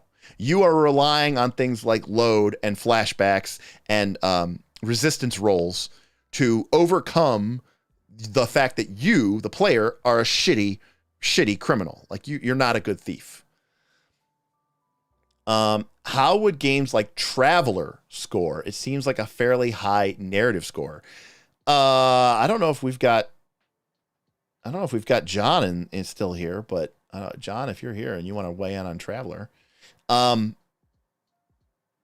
my experience with Traveler has been that it is more simulationist heavy than narrative heavy, but there's a lot of variant rules of Traveler, and I'm not the most experienced Traveler player, so I don't know. Cypher might be a GNE over GNS as well. I don't know. What in Cypher, what is it trying to make you feel like you are? John hasn't played Traveler. All right, well, you played Fate, John. I didn't know maybe if you were I didn't know if there was a chance that you were maybe a big Traveler guy too. Kevin says, the thing I find challenging with Blades in the Dark is it just seems hard to tell a story. It kind of feels like you're doing side quest after side quest. Kevin, you're correct. That's because in Blades in the Dark, the story should happen and emerge naturally. The game, I think, gives you some good tools, and this could be something that we talk about one day when we do a Blades in the Dark stream. But I would argue that the rules and mechanics of Blades in the Dark are actually set up to make it hard for you to just tell a story. I think the rules of Blades in the Dark make it easy and natural for a story to just emerge. I know that's a subtle difference, but it's almost like in Blades in the Dark, if you try to make a story happen, it's going to be really hard. But if you just watch what is happening from the player's actions and you create clocks that follow naturally from the reactions, and you tick those clocks when certain things happen and actions resolve and and you just sort of play it in almost like a GM simulator, like a city simulator, like you're playing SimCity, and then just present those threats to the players and let them do their thing. I find that it's like when you step back later, the story is incredible. And I think that's one of the big differences for me when I play role-playing games. Like, for some people, they play role-playing games and it's like they want it to be like they're watching a movie, or like they're playing a video game, or they're reading a book. They want it to be a story right in the moment, right? It's a finished story. My perspective is always like, if you've ever watched, I'm not an artist, but like if you've ever watched someone like create art, sometimes you're like, and they make those things on YouTube all the time, right? Where it's like, it looks terrible. It looks like nothing. It looks like chaos. It looks like shit. And then like in the last 5 minutes sped up, it suddenly you're like, oh my God, it all comes together and it's this beautiful work of art. Or like if you ever watch like Bob Ross paint, and he'll be doing something and it'll look like complete shit, and he'll just draw this thing and you're like, oh Bob, you ruined it. If you in the chat, Bob Ross chats, ruined, right? And then he does some weird maneuver and suddenly it's like this beautiful tree that just kind of like, it was there, but you didn't see it until it was over. A lot of my kind of games with these emergent stories, I will be the first to admit that in the middle of the session, it doesn't seem like there's much of a story going on. It's only after a couple of sessions happen and you start to link together all of the events which have been happening and coming in and connecting to one another that you suddenly start to realize, holy crap, we have been building an incredibly rich tapestry of events which have all sort of started to naturally lead to a conclusion. And this wasn't something you planned. It's just what happened. And for me, the fun of these games is working and playing with my friends and my fellow players to figure out how all of these things all connect together and we end up with these incredibly awesome communal stories.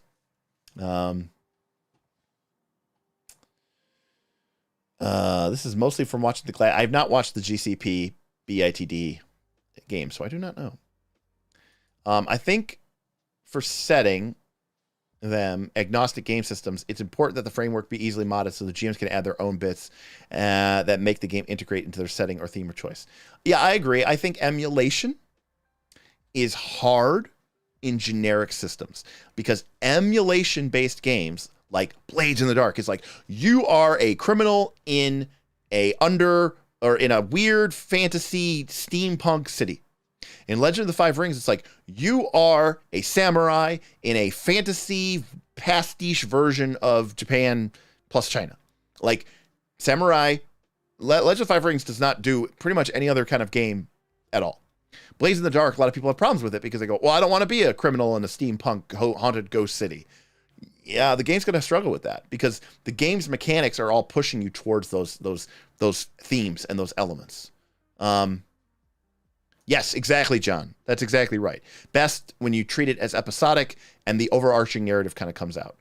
I actually find that's just what happened way less fun than overcoming a great threat / quest / Lord of the Rings type adventure. Well, to each their own. That is sort of the beauty of role-playing games, right? GNS is not about saying whether a game is better or worse. It's about understanding, what do these games do well, and what do you pay for getting that game to do it well.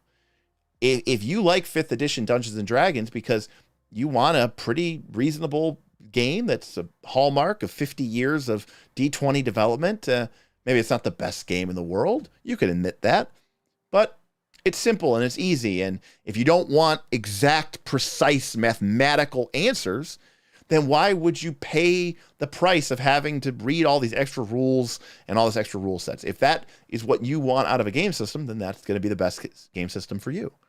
This is why we have more than one game system. Exactly, John. Now,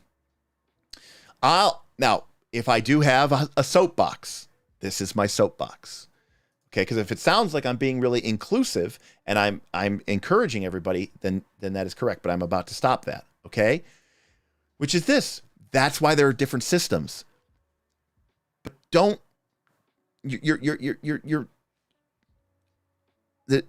you're wasting your time to a certain extent if you try to make these game systems do everything and be everything, right? Like Vin does. Okay, so don't waste your time like Vin and try to turn one game into everything. And I think ultimately the reason why a lot of people might get unhappy with 5th edition D&D or even with Pathfinder 2nd edition is because they want something out of the game that isn't what the game offers. But they aren't willing to go to a new game system. And they are trying to ice skate uphill to interject all of these components into the game because they are just so, I don't know, stubborn or unwilling to, quote, learn a new system, or they're so invested monetarily in one system. And to be fair, that's great for the game manufacturers, but is it really great for you? No, it's not. And I think that all these game systems exist for a reason. If I want to play samurai drama, I'm going to play Legend of the Five Rings. I love that system. I think that system is great. There's a lot of cool elements to there. But I am not going to try to play criminals in a haunted steampunk post-apocalyptic city using the Legend of the Five Rings rules. It's not going to be a good experience, even if I do think it's a fantastic game. There is a time and a place for mechanics, and there's a time and a place for systems. And the answer isn't also just shoving everything into one game system. I know, because that's the type of thing that I try to do, because I want to have everything. And I tell myself, oh, I'll pay the complexity cost. I'll play the cost of having this incredibly complex, incredibly dense rule set. But in my experience, that is just never worth it. It's just never worth it. And a lot of times, as I've gotten older, I have found myself more and more shying away from extremely complex rule sets. I would say Pathfinder 2nd edition is probably about as complex of a rule set as I would want. So, all right. So that's it. 10:15. Wow, we went long today, but hopefully you all enjoyed that. Thank you, everybody, for hanging out and watching. And remember to like, comment, and subscribe. And honestly, if you're the type of person who likes this kind of video, you should probably be a member of the Knights of Last Call Patreon. Because honestly, if you watch this and this is your kind of thing, like this kind of, discussing like the tautology of role-playing game systems, and and understanding rules and definitions from a philosophical design framework, this is not the type of stuff that most people are going to really spend their time on, but it's the type of stuff we like to spend our time on. So check us out, patreon.com/knights-of-the-last-call. And again, big shout out to our patrons.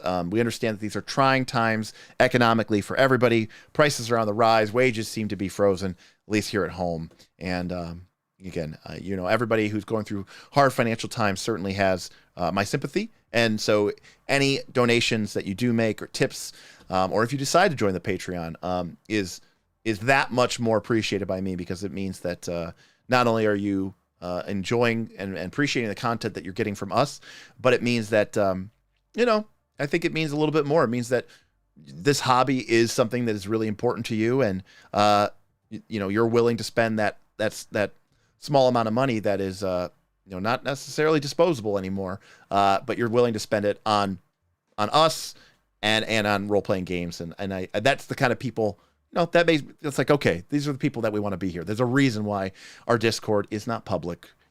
There was just a thing on Reddit today about like, why are all public RPG Discords complete dumpster fires? And it's like, yeah, exactly. So if you want to join 250 folks who love to talk about role-playing games, check us out, patreon.com/knights-of-the-last-call. That was fun.